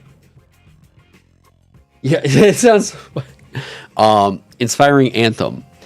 So your awe-inspiring musical talent allows you to instill bravery and hope to others. You can use your action to perform with a musical instrument you have equipped. When you do, your allies that can hear you gain your inspiration, add d4 bonus to a damage roll or will check they make before the start of your next turn. Cake. Absolutely cake. The D&D movie honestly did it really well. Yeah, I just never really agreed with it. I think that kind of plays into why I feel like D&D's bard is so cartoony and yeah. It is different. The troubadour is French. True.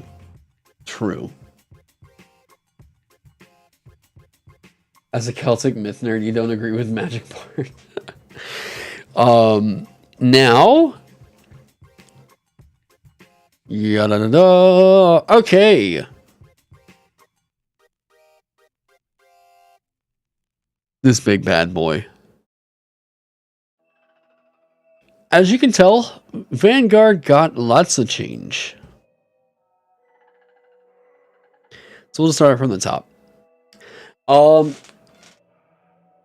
the funny thing has been that Vanguard has been out of, I think, the recent playtest cycle. I've run 8 games. I think I ran 8 games online. I want to say 3. Okay. Yeah, something like that.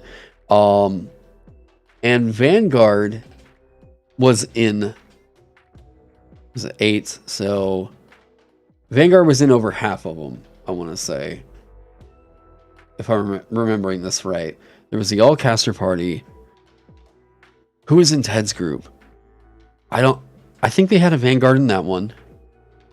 There's currently a Vanguard in the one I'm running right now.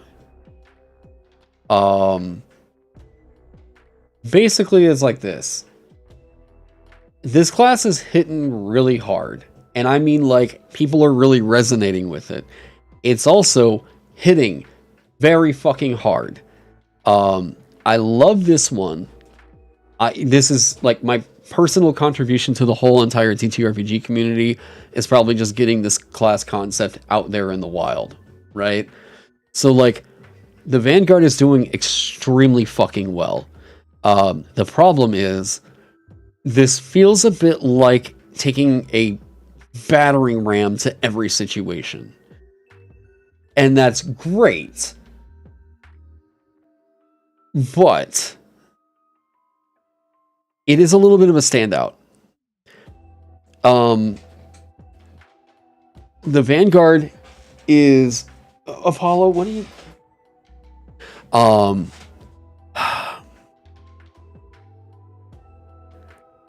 The Vanguard just feels like it's getting a lot. Yeah, and that's the thing. It's got really good play feel right now. Vanguard feeling like 5e Paladin getting being almost required to be strong. I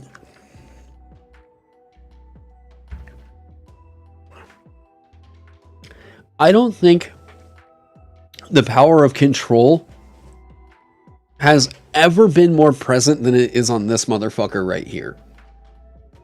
This is the best control class in the entire game. If not with magic, right? There was a group that had a witch and a Vanguard in it, and they blocked off like a 10-foot hallway down to just one small funnel while like a mob was coming through. It was great. Absolutely love that. But I do worry that this is going to overperform.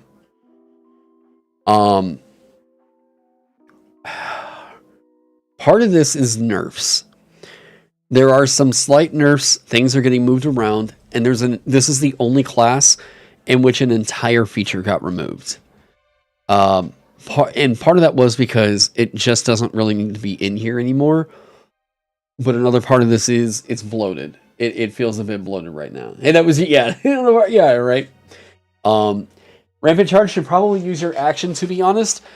The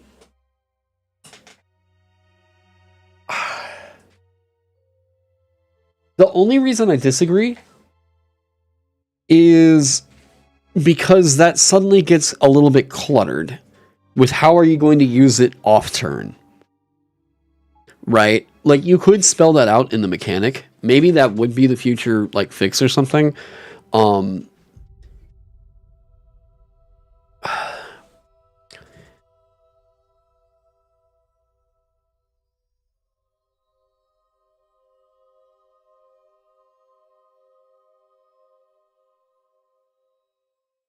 Yeah, because dashing with it...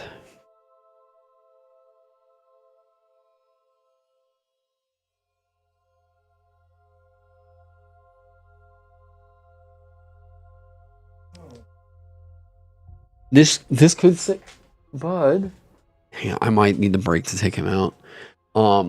This could probably say if you charge into a being and make an attack with your shield, you can push it ahead of you for the rest of the charge. Along with any other beings you successfully shove while moving or something like that. Rampant Charge could probably use a tweak like that. Yeah. Follow, what are you doing that? Go on. Go. Go.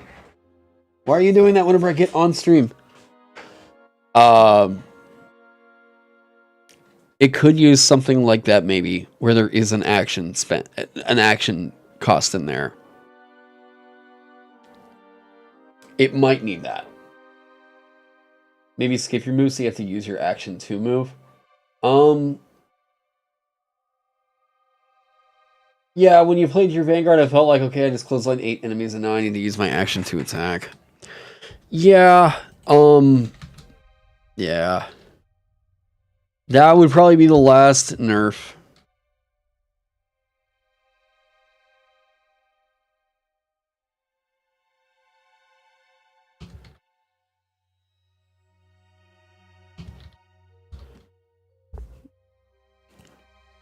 I'm going to mark that for now.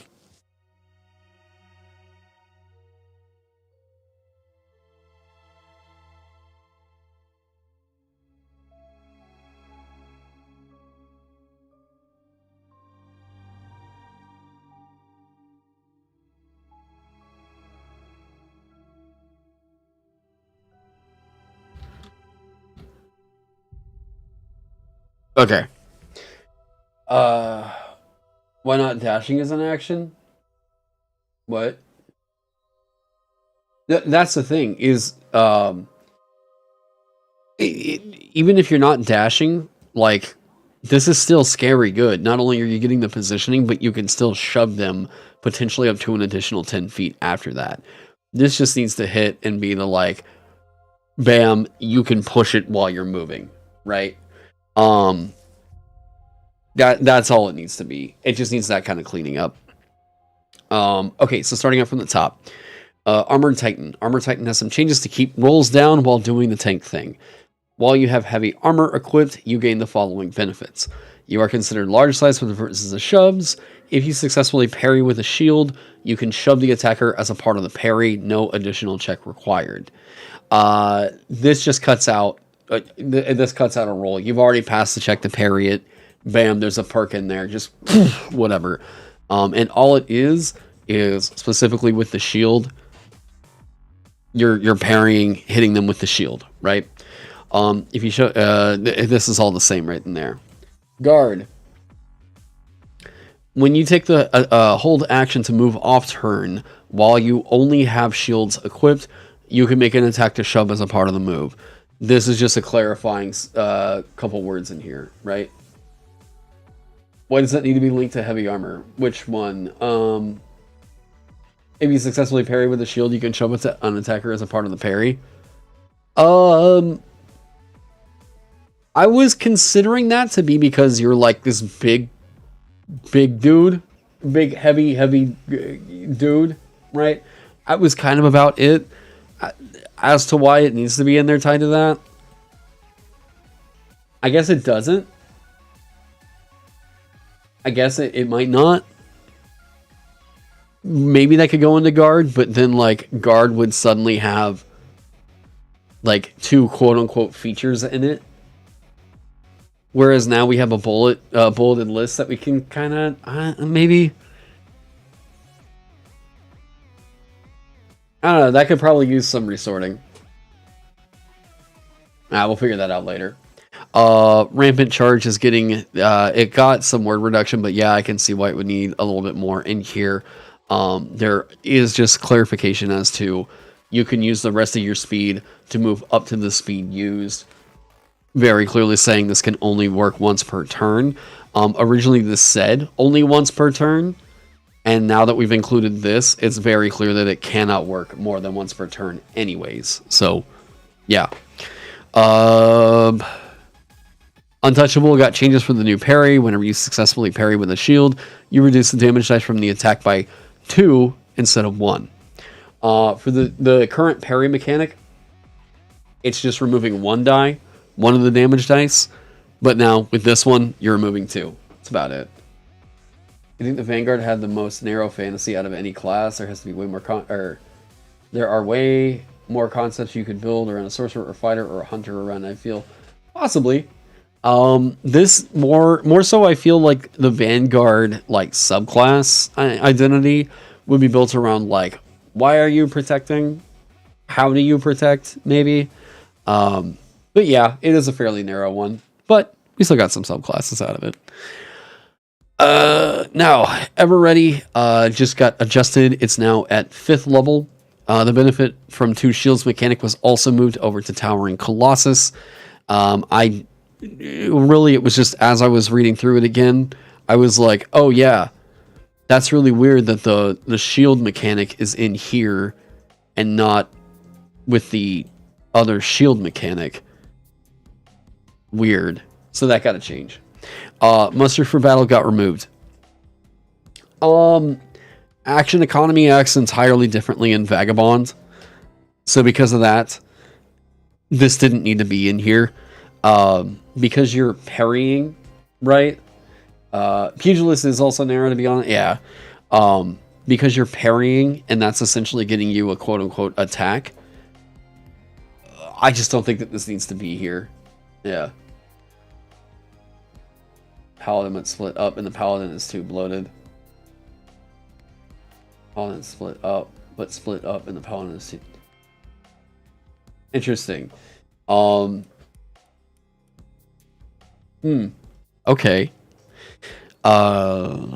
This just got to change because we were combining 2 features into 1.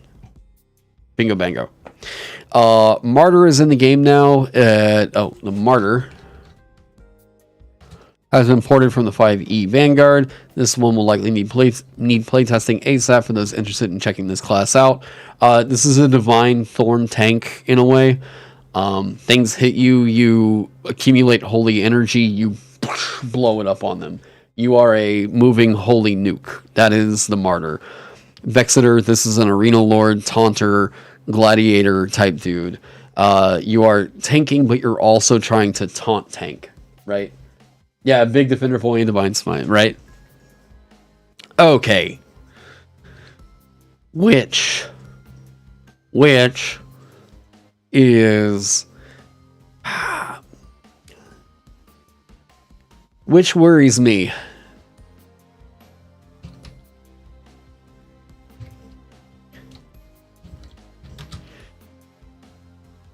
Whenever this happens,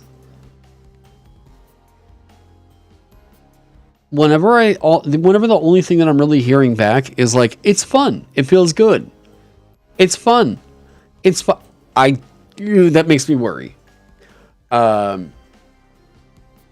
If I'm not really hearing like, oh well, this was confusing, or this did or did not like really click for me, whenever things seem to be going too good, I worry a lot more, because I don't really know if I'm getting that feedback from that, like I'm not really getting the feedback I'm getting, right?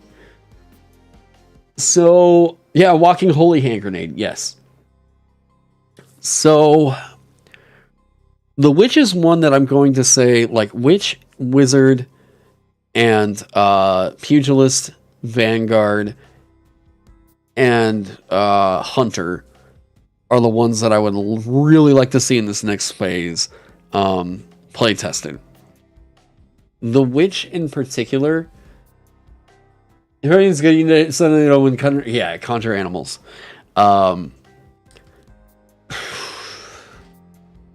I'll tell you why the witch scares me in particular. This is a brand new thing. This is an absolutely brand new, not inspired by any other influence style witch. So because of that, I've heard good things about it, but I haven't heard a lot that's made me think that there's negatives that need tweaking. You'll be my Ghostbusters hunter at the yeah. So, couple things in here. Alleyman. Like I say, I'm very surprised this one hasn't been a pick yet. The Liminal Space Coven has a huge variety of movement options, so I'm looking forward to hearing some feedback on the Portal Witch. I don't know how this one hasn't clicked for some people. Like, I don't know how people didn't see this one and instantly go, oh yeah, that. Like, yeah. There's no reference point. Oh, yeah, I mean, I'm not looking for a reference point. I just want to know if it's fun to play. Like, yeah, from people that have already played or what the hell ever. Does it click? Does it make sense? You know, whatever. Lots of customization, combinations, and features, which means it needs a bit more testing and a very straightforward class. That's very fair. Yeah. Having the separate witchcrafts does make it to where this one feels a lot more like what's happening. I get that. But yeah, I love the Alleyman idea. I'm just very eager to see this one out. Yeah, we'll see. Briar is brand new. Oh wait. No, what I mean, it's like, if you, the playtester, have a reference point, then you can see if the class has issues to tell the designer. What do you mean by reference point there?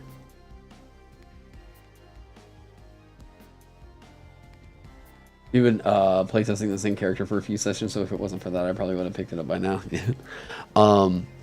I know that whenever I get the artwork made for this one, I need to just make a total trash witch, and I'm very much looking forward to seeing what Vagabond, or what what Maxwell comes up with on that. Like, what a witch should be. If you, the playtester, have a reference point, you can see if the class has issues with the designer, like what a witch should be. The change to normal essence has made her more streamlined, but not very different from wizard/sorcerer.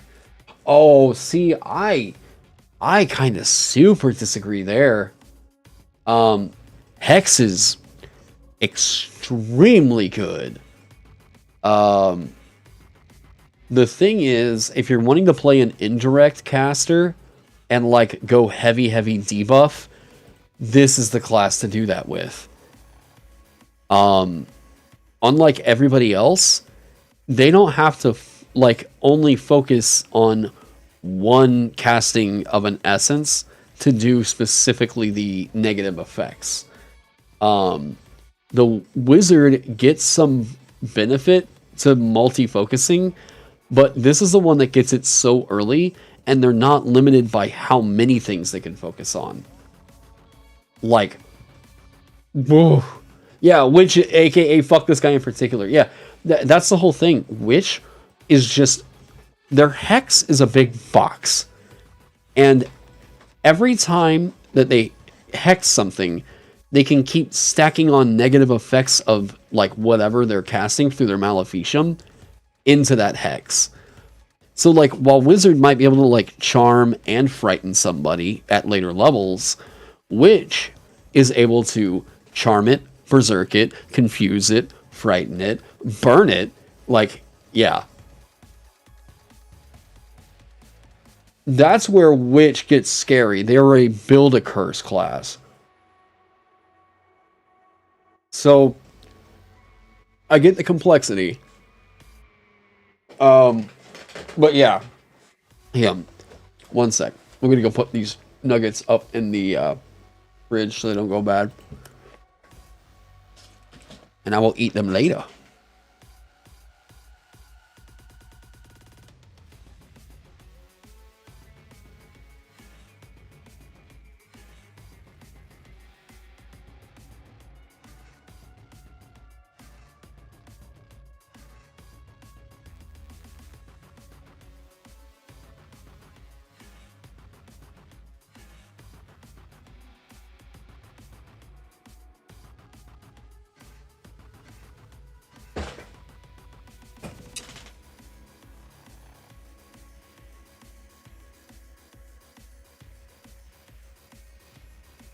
Okay.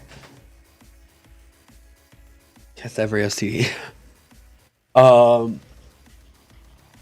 Monsters in Dark. Yes. So, the Briar Witch. This one's now in a complete state and functions as this game's Thorn Healer. I haven't seen a concept like this before, so I'm excited to hear what people think. So this one. Yeah, there we go. I was trying to see my audio level. All right, here's your, I guess, preview, and I'll kind of talk about what I was thinking about with this one. Okay, plus it gave me a reason to quote the Thorn Princess in here, so yeah. Coven of Thorns. You gain the life essence as a Maleficium. Additionally, the target of your casting of life gains a cloak of ethereal thorns, granting them +1 to armor and dealing d6 weird to any being who deals damage to them. This cloak requires your focus, and it counts as a Maleficium for the purposes of your Hex feature. You can only focus on one casting a life this way at a time, even if it is part of your Hex. Yeah, Thorn Healer, yes. So, this is, once you cast life on a creature, it has these, like, ethereal barbs that are around it, right? And these are it's a temporary buff. Yeah. It's this temporary buff that also counts as a part of your Hex. So this is the only witch that is capable of getting the life essence in here, at least for now. Moving on to 5th level, you can, yes, you can revive a being with your life Maleficium if it's been dead for as long as 1 day. Now your party doesn't really need a cleric. You can be a really dark cleric in here. Further, you are immune to toxic, and your move is not impeded by difficult terrain made of plants, and you don't take damage from non-magical plants. Woohoo! Okay. Deadfall. This is where you turn into the Blair Witch. You can use your action to create a gloomy grove that covers the surrounding area that you can see, maximum 1 mile, with ethereal deadfall that lasts for 1 minute. The grove is difficult terrain made of magical plants for your enemies, and you are telepathically aware of the location of any enemies within this grove. Yeah. Can the witch get any other buff Maleficium? So like, you mean like haste or something like that? The thing is, they're so focused on indirect stuff. I'd be a little bit, but they're able to get any spell, so they can just take like haste. Thorn Route from Slay the Princess. I'm not familiar with it. Oh, wait. That's the, okay, I thought you were talking about like an anime for a second. Yeah, that video game. I still haven't played it, and I haven't seen somebody go all the way through it, but I'm very aware there's some pretty cool shit to that game.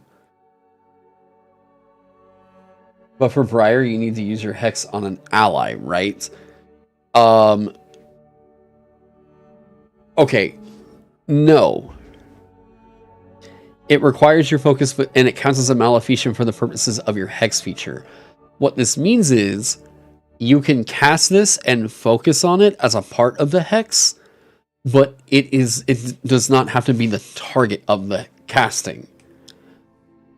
So you can focus on this casting despite the fact that it is targeting a separate target, but the focusing of the essence is compounded into the hex. You sent the Word document you were talking about to my email and on Discord and the editing channel on the internet. Well, hey, thank you so much, man. But yeah, get some sleep and thank you. I appreciate it. I see it right up there.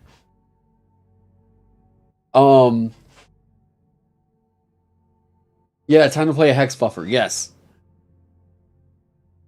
That probably needs to be clarified. It counts as a maleficium for the purposes of your hex feature. But, I mean, it says it right in here. You can only focus on one casting of life in this way, even if it's a part of your hex.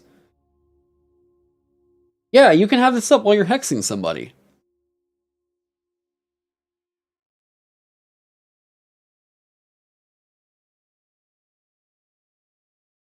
This is a thing that you can focus on and give your ally the benefit, and then focusing on it as a maleficium is a part of the hex box. You feel like that doesn't tell you that you can target a different creature? It doesn't say anything about who the hex is targeting.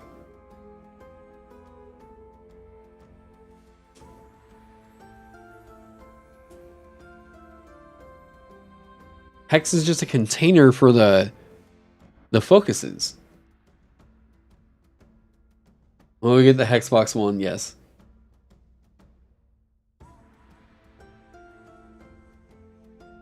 No, I mean, like, if there's confusion, I definitely want to sort that out.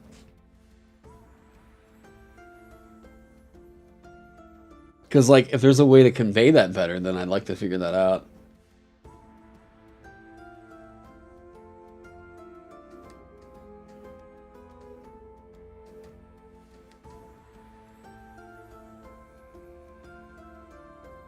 I just realized I don't know where that pin's, man. I think I brought these in. And we just dusted in the bedroom. I think this one was sitting on a dusty shelf. Great. You can read it again. Which part are you reading? Hex or Coven of Thorns? Right, it's...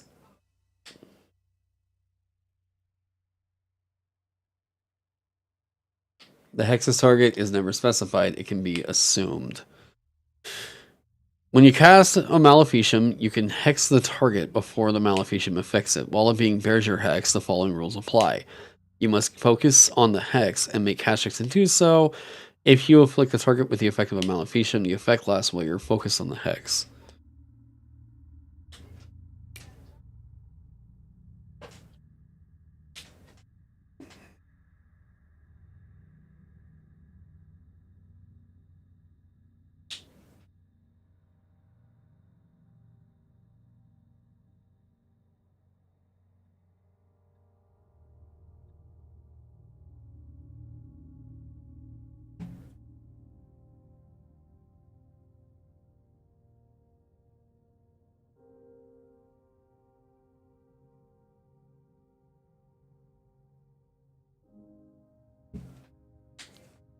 Because I think where this is kicking in...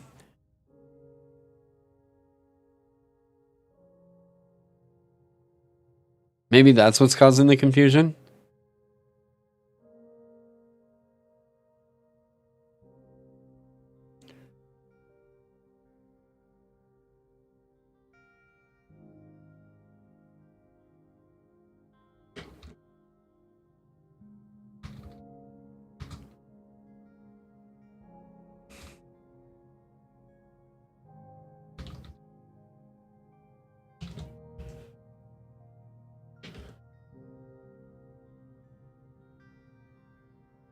Do more things than just their hex. Okay. I mean, Now, the way it's intended to work is to allow this to be carried over into your or into your hex. Your hex should allow you to focus on this while you're also focusing on the debuffing effects you've thrown on other shit. I think the second paragraph tells me that if the cloak is part of the hex, which is limited to one thing. Additionally, the target of your casting of life gains a cloak of ethereal thorns, granting them a +1 bonus to armor and dealing d6 weird to any being who deals damage to them. This cloak requires your focus, and it counts as a maleficium for the purposes of your hex feature. Oh, wait.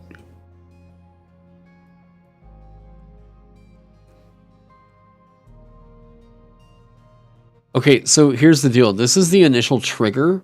Or, sorry. The casting of life is the initial trigger. So once you do that, you have this other thing that doesn't cost mana for you to give them the cloak for. That's the intent. So in doing that, they get the cloak, but it requires focus.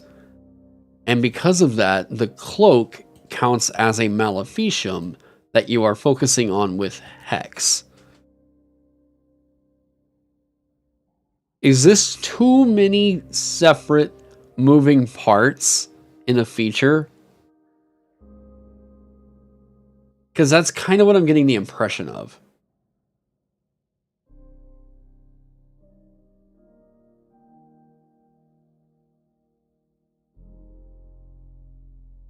If it's requiring this much thought, then that tells me that it's probably written non-intuitively. It must be, well, you don't really get it. Okay. There's no miracles that deal frost damage? What? Is that an intent? Or, I mean, is that a problem?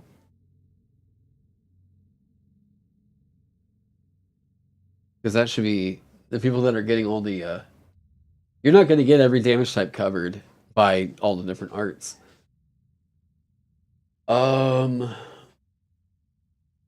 But you don't get why that works raw.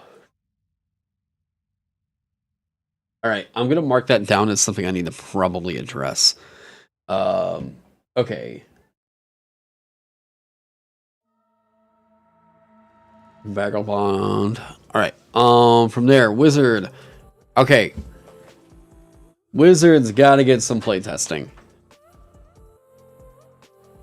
It's got to get some playtesting.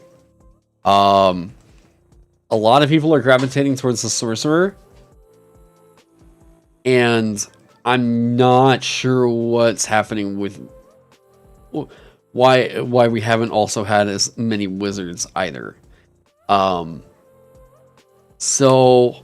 There may be some sex appeal it needs in here that hopefully it got. Dust off spellbook, yeah.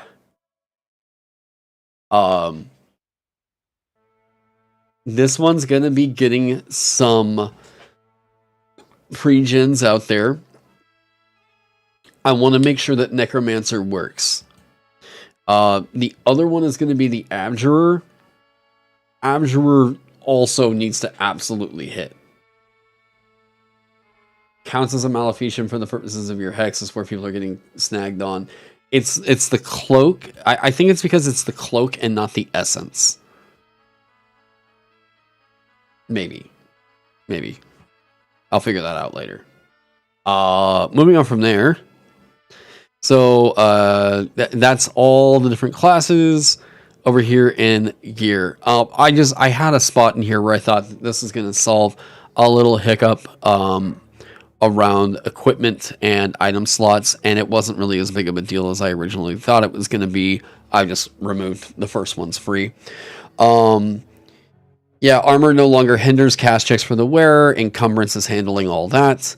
Properties. Okay. You don't think Astute Arcana has nearly as much punch as something like Tap?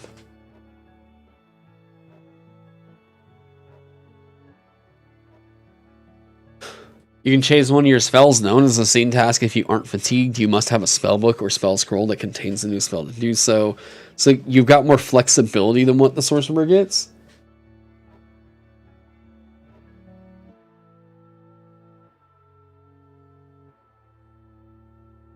Tab got nerfed.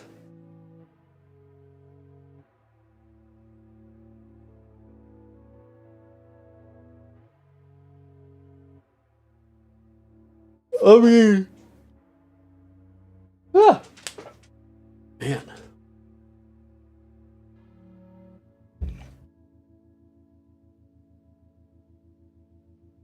Like,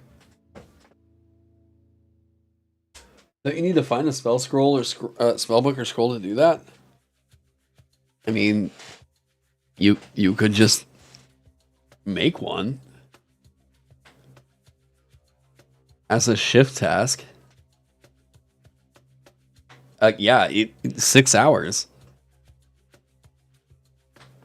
You can just make these, or like a spell book. Okay, so you're gonna write down spells. Start writing down the different spells, and yeah. What's a shift task again? You dedicate 6 hours towards working on something.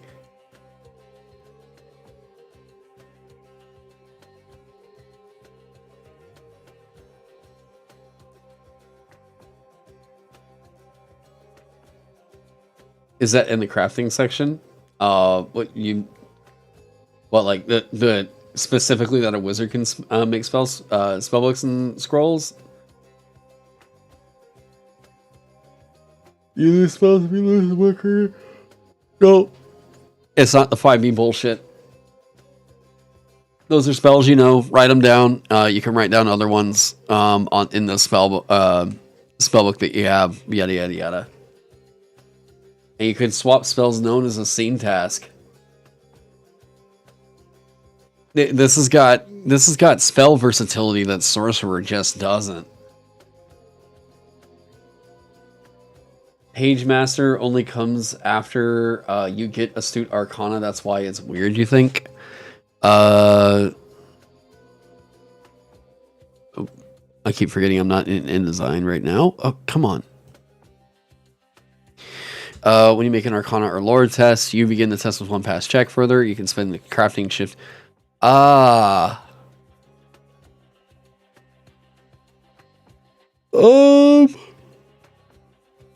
my god, sorry.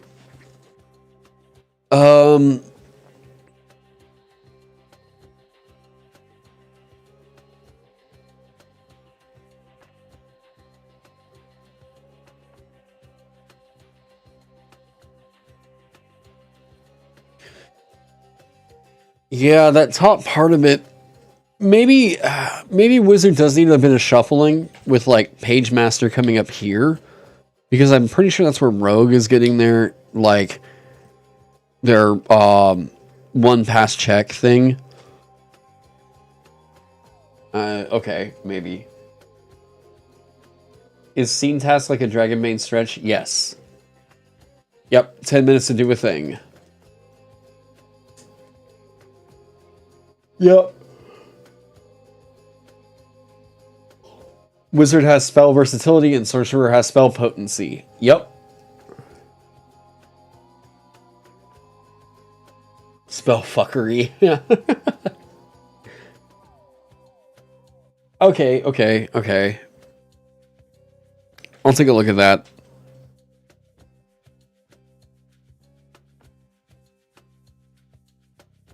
Yeah, I'll take a look at that. See if maybe there's, and this is another thing, like whenever it's not getting play tested, it's kind of hard to figure out. If something doesn't have good feel, why doesn't it have good feel? Okay.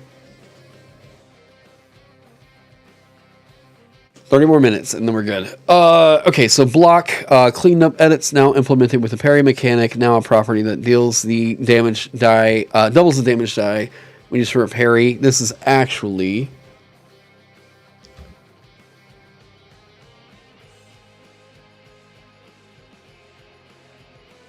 this has been changed.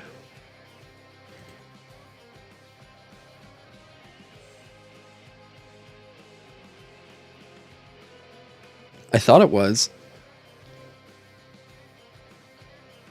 This should just be comparing ranged attacks. I'm catching my own errors here.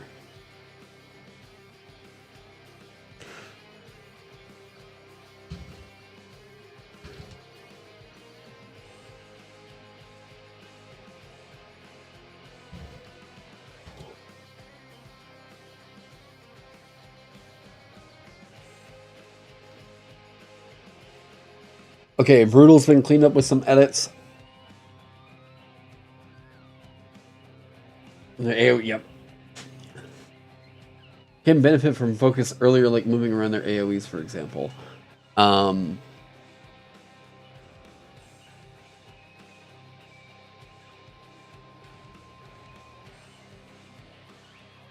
There was an issue with that where, what was it? Oh yeah, it's not using up any of the action economy anymore. So like when you're focusing on it, it doesn't really come into play. Like ever. So because there's not really a time that you quote unquote focus on it, it's a little bit hard to negotiate that. You could just say at the start of your turn while you're focusing on a thing you can move it. Maybe, but that seems like the kind of thing that just needs to be implemented system-wide. You know what I mean?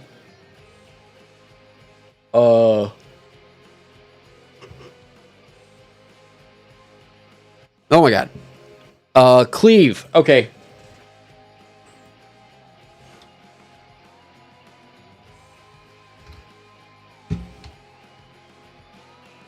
Oh wait, yeah, I already listed it right there.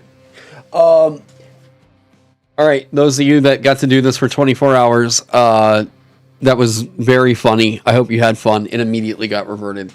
When does the damage apply from a spell that you focus on? It's got to be that start of the turn. I'll try to make that more clear. So the cleave buff and then immediate nerf. This wreck shit. I thought that maybe great axes weren't appealing for some reason. With the cleave buff, it did make it more appealing. It absolutely did. It turned everything into a fucking lawnmower. Cleave got buffed, immediately got reverted. Yeah. Keen got cleaned up with edits. Long is the new thing instead of reach, because reach is already used for other things. Riposte is the new mechanic for what parry formerly used to be, because parry is a keyword for another mechanic now. Parrying shield has been changed to buckler, just for conveyance. Swords have been expanded to detail specific types of swords rather than general types. And there's another change that will be happening in here to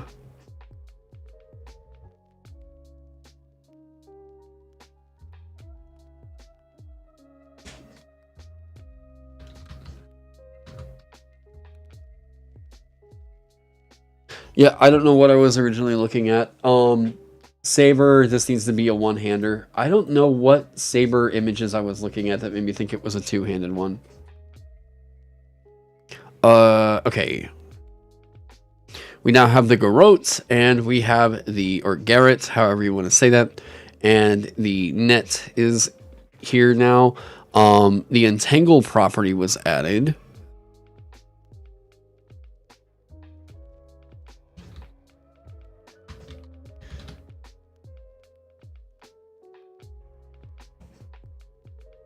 And Entangle can grapple on hit, otherwise obeying the rules for grappling. Cake.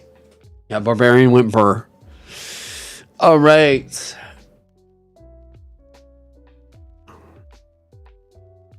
These are just cost adjustments in here. All torches now have a weight of 1. All trinkets have a weight of 1. And the other perk to this that I didn't include in here. No, I didn't include it in the update. Okay. Here's a fun one.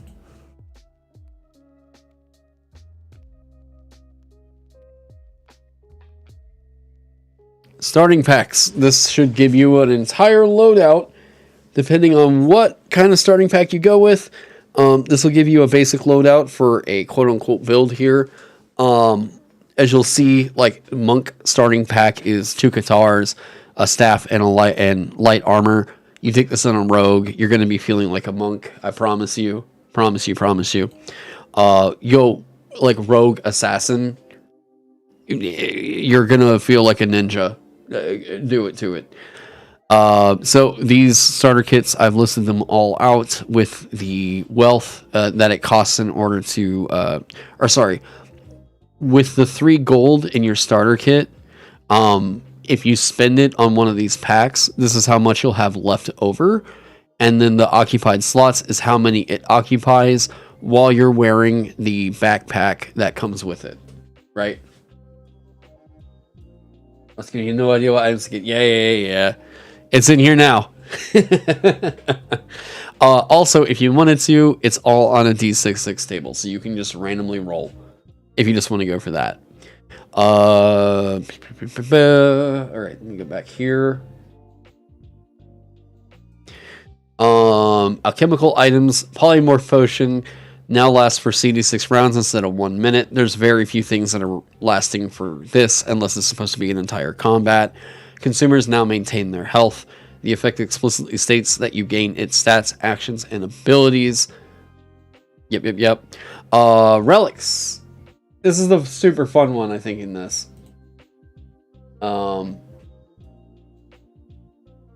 In this update, this is going to be the big thing that people are going to be like, wow, what's going on? Relics are finally getting added into the game. There's a lot of new properties in here. They all have values that you can look at this property and say, if I built out a relic, here's how much it would probably cost, right? Now, do we know that these are quote-unquote balanced to like a razor's edge for how good they're going to be in a game? Fuck no. We know that roughly this is about how good these will be. So, roughly, immunity to like physical damage types is going to be better than immunity to like radiant, just by manner of what creatures are in the game and classic D&D style dungeon crawler romps, right? So because of that, there's things like where is it?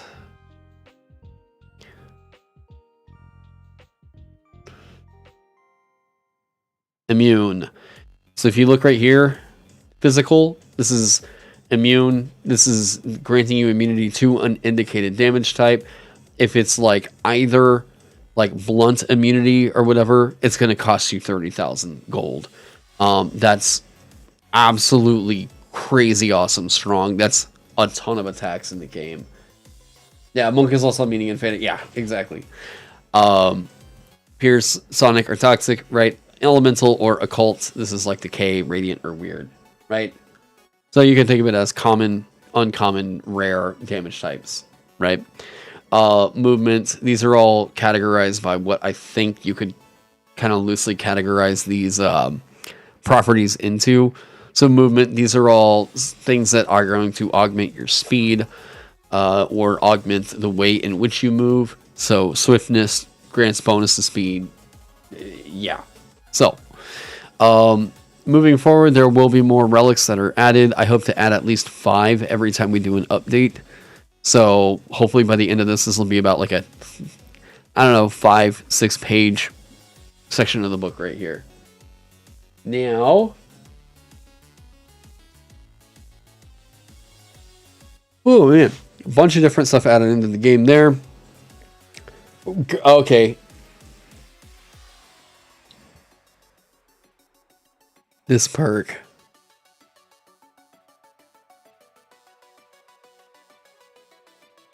Guardian Angel's a new perk.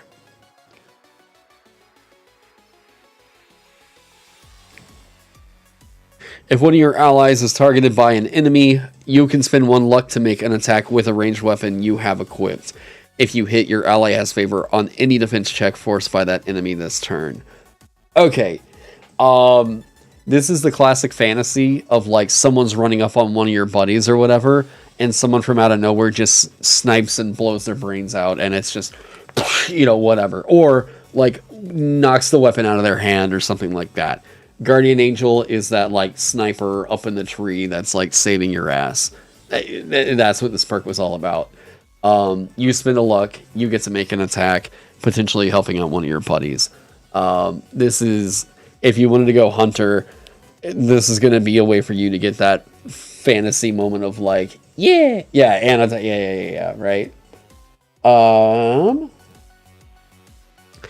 Limit Break got nerfed, and nobody was telling me about this because all of you knew it was so good, and nobody wanted me to nerf it. Luckily for you all, I've caught it, because little do you all know, it's not exactly what people think about the thing. It's also how many of you motherfuckers keep taking these things. And that this perk was on so many people's character sheets was making me go, oh yeah, that needs to get removed, or that needs to get nerfed in some way. You will now have to become bloodied for this to trigger. You being able to hasten yourself was way too good. So for this, you're no longer getting the Nova unless you become bloodied. Now, I feel like this is also pulling it back into its roots in Final Fantasy. Master Alchemist, Master Breaker, Master Smith, all of these master features based around crafting, except for this one right here. The master ones around crafting are getting, basically you're doubling the amount of work you put in whenever you're putting a shift task into something. So if something's going to take me 4 shift tasks to finish, I know that because I get this feature, it's going to take me 2 instead. Right? What else? Master Alchemist is new. When you craft using alchemy tools as a shift task, it puts 2 shifts worth of work towards creating the AS. So you guys see, these are, yeah, right? Manipulator, this was old Mogul. Nobody was taking Mogul. It was a haggler kind of a thing. I understand. Swapping this over to where it's Manipulator, and this will work with like Parlay and everything, I think people might be more drawn to it with a rebranding. Going over back here, Opportunist is replacing the old Interceptor. Pack Mule is keying off of item slots now rather than load. Sentinel is no longer based off of you already having Opportunist. Tactician, okay.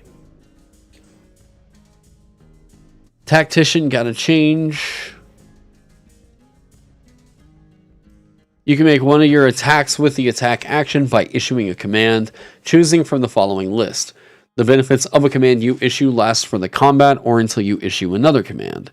Attacks, declare an enemy as a target, your allies' attacks and cast checks against that target can't be hindered.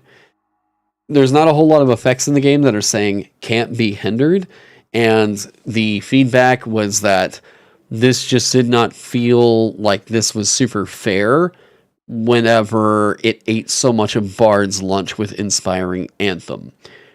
So I didn't want to keep tweaking what was going on with like Bard, Troubadour, whatever you want to say. I didn't want to keep tweaking their core. And I felt like this was the thing that needed to change instead. So I like this idea where it's a slight oomph, but it's not straight up a crit fisher. So this is quite good, and it's almost like a stance that you're kind of taking on here. Defend, your allies' defense checks against effects that they can see can't be hindered. And then retreat, the next time your allies attempt a dodge check, they can do so without spending speed. Cake. Now, intercept is back. Dodge, parry. Yes. New essences.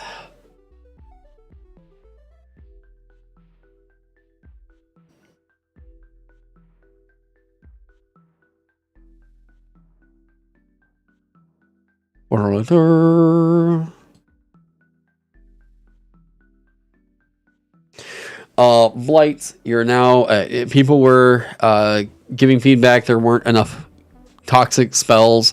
So now there's some more toxic spells in here. Blights, this is one that you can do as a rite or a spell. A cloud of noxious poison emanates at the 5 feet from the target for the duration. All beings that breathe in the air in this area are sickened. That needs to have a duration.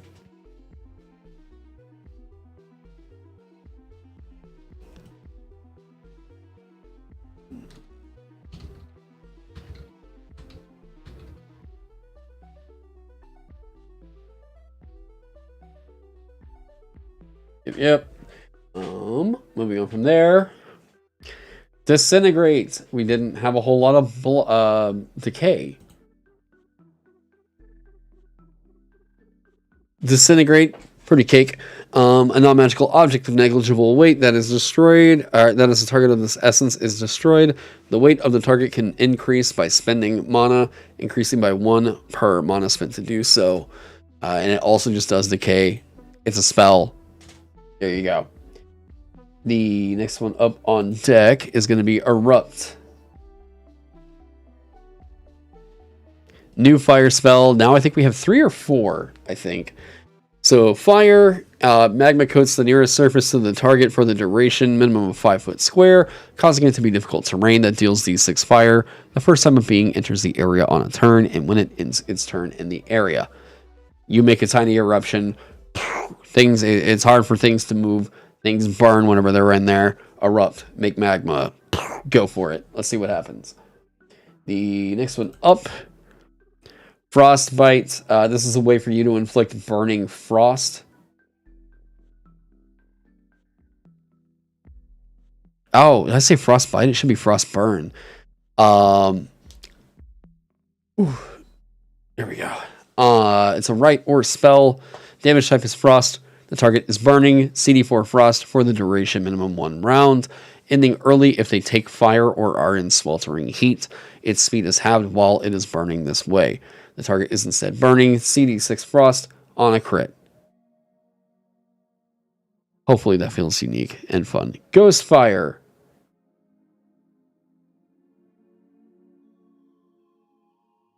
Little wink, wink, nudge, nudge there too.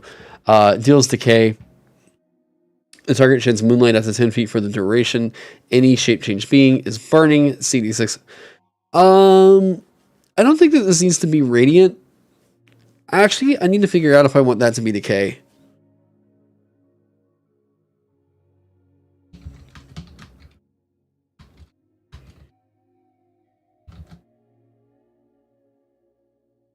Because it would be cool if Ghostfire was a rite. And only a rite that was doing radiant. That might be kind of cool. Moving on from there. Goop. This is another difficult terrain one that now does acid. So a glob of sticky sludge coats the nearest surface to the target for the duration, minimum 5 foot square, causing it to be difficult terrain. If also cast to deal damage, the target takes the caustic damage the first time it enters the area on a turn, and when it ends its turn in the area. So it deals caustic. Targets in the area are also grappled on a crit. Yes, slime. Him was a suggestion, and I had an idea for it. Ends one status from either Berserk, Charmed, Confused, or Frightened. While the other ones are healing mostly like physical injuries, this is the one that's going to heal up your like mental in a way. So heals either Berserk, Charmed, Confused, Frightened. Deals sonic damage. There you go. Now, I don't know where that is. Freeze now specifically states that you can create objects out of ice, with it being made more explicitly clear how this affects freestanding water in the area. Hold got a slight buff because people were saying that they were just preferring other essences over this one. Levitate is slightly nerfed. It now only affects an object of 10 weight or less. And then this is also reformatted because of page bloat. Tasks, resting and everything has been shaken up because we wanted to simplify the rules a bit more. Now I think the procedure around this is going to be a lot more clear, and you're going to know for a fact you cannot travel while you are resting. You cannot travel while you are crafting. You cannot craft while you are resting, right? This is all separated very distinctly into separate tasks. I love giving things very specific. This is what you spend, right? This is how much time this takes. Be very, very clear about it and make it to where it's pretty consistent across all the different, yeah. Environments. There's two things in here. So suffocating got to change. You can hold your breath for up to 1 minute and then you begin suffocating. The rest of that stays the same. Firearms underwater. This came up and I finally decided this is the thing that it needs to be. I watched videos. I don't know how many videos of people firing arrows and crossbows underwater, and then I saw videos of people trying to fire guns underwater. So bows absolutely still work underwater. They might not go as far, but they still work. Bow fishing is a thing, and there were guys that were still piercing like stuff that's like 50 feet away with an arrow underwater. So while fighting underwater, the only one that's changed is that firearms don't work. Yeah, it's a gunslinger nerf. Yeah. Okay. A bunch of new stuff in the bestiary. The whole NPC stat block thing is still getting worked on. But you all should now have, I think there's, 30, 40 new stat blocks in the game to go fuck with. So, go do that. New quest tables have been added. Finally, I've been hyping this one up for a second. Making a quest. Bam! Here's your hooks that you can have in your game. You can roll for the hook, right? So let's just say, I don't know, I need to come up with an adventure.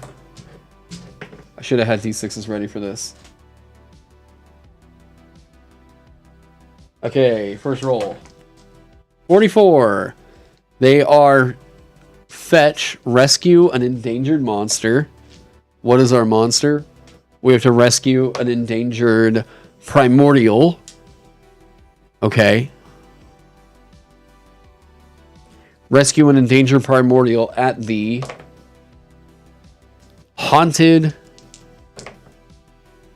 45 sewers. Rescue an endangered primordial at the haunted sewers. Whatever that quest is going to be.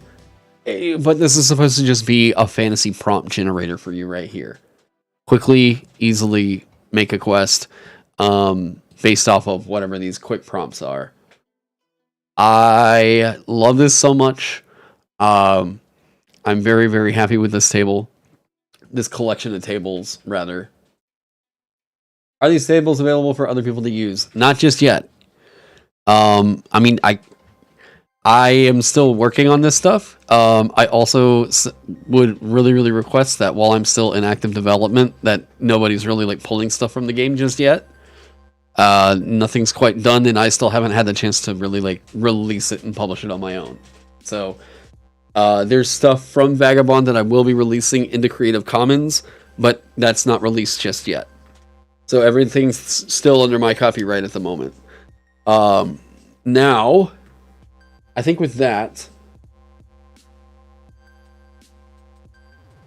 I think with that we're good. Oh, yeah, hang on. There's also this whole table. Oh, shit. The formatting just screwed this up, didn't it? Ugh, I need to fix that. Okay. So this is common loot table. Oh, what's up? Yeah, we're wrapping this one up. 26. Coins, D100 silver. So this will be a random loot table. Wow, it is D100. I was curious why I wrote that. Amelia, what are you doing? Amelia. Hi, Amelia. D100 silver. Cool, there's 14 silver in this thing, right? Let's roll it again. 26. Wow, I rolled the same thing twice on a D66 table. I guess it has to happen sometimes. 14, light armor. See, so this should populate random common loot. Some of the stuff in searching has been made a lot more clear, and I think with that, I'm exhausted. Is that the only D100 in the game? I know, right? I just thought about that. I was like, oof. It is, isn't it?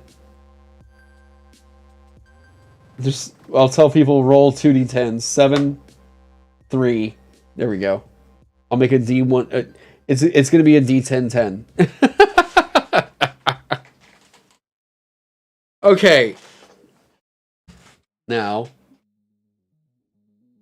with that, I'm going to get some sleep. It's been a long couple days. Dragon Main video's out. All that good business. With that, let me get you all. Say break. Nah, this is the sign off. Who do I get you all over to? Oh, yeah, I'm exhausted. Let's take a look.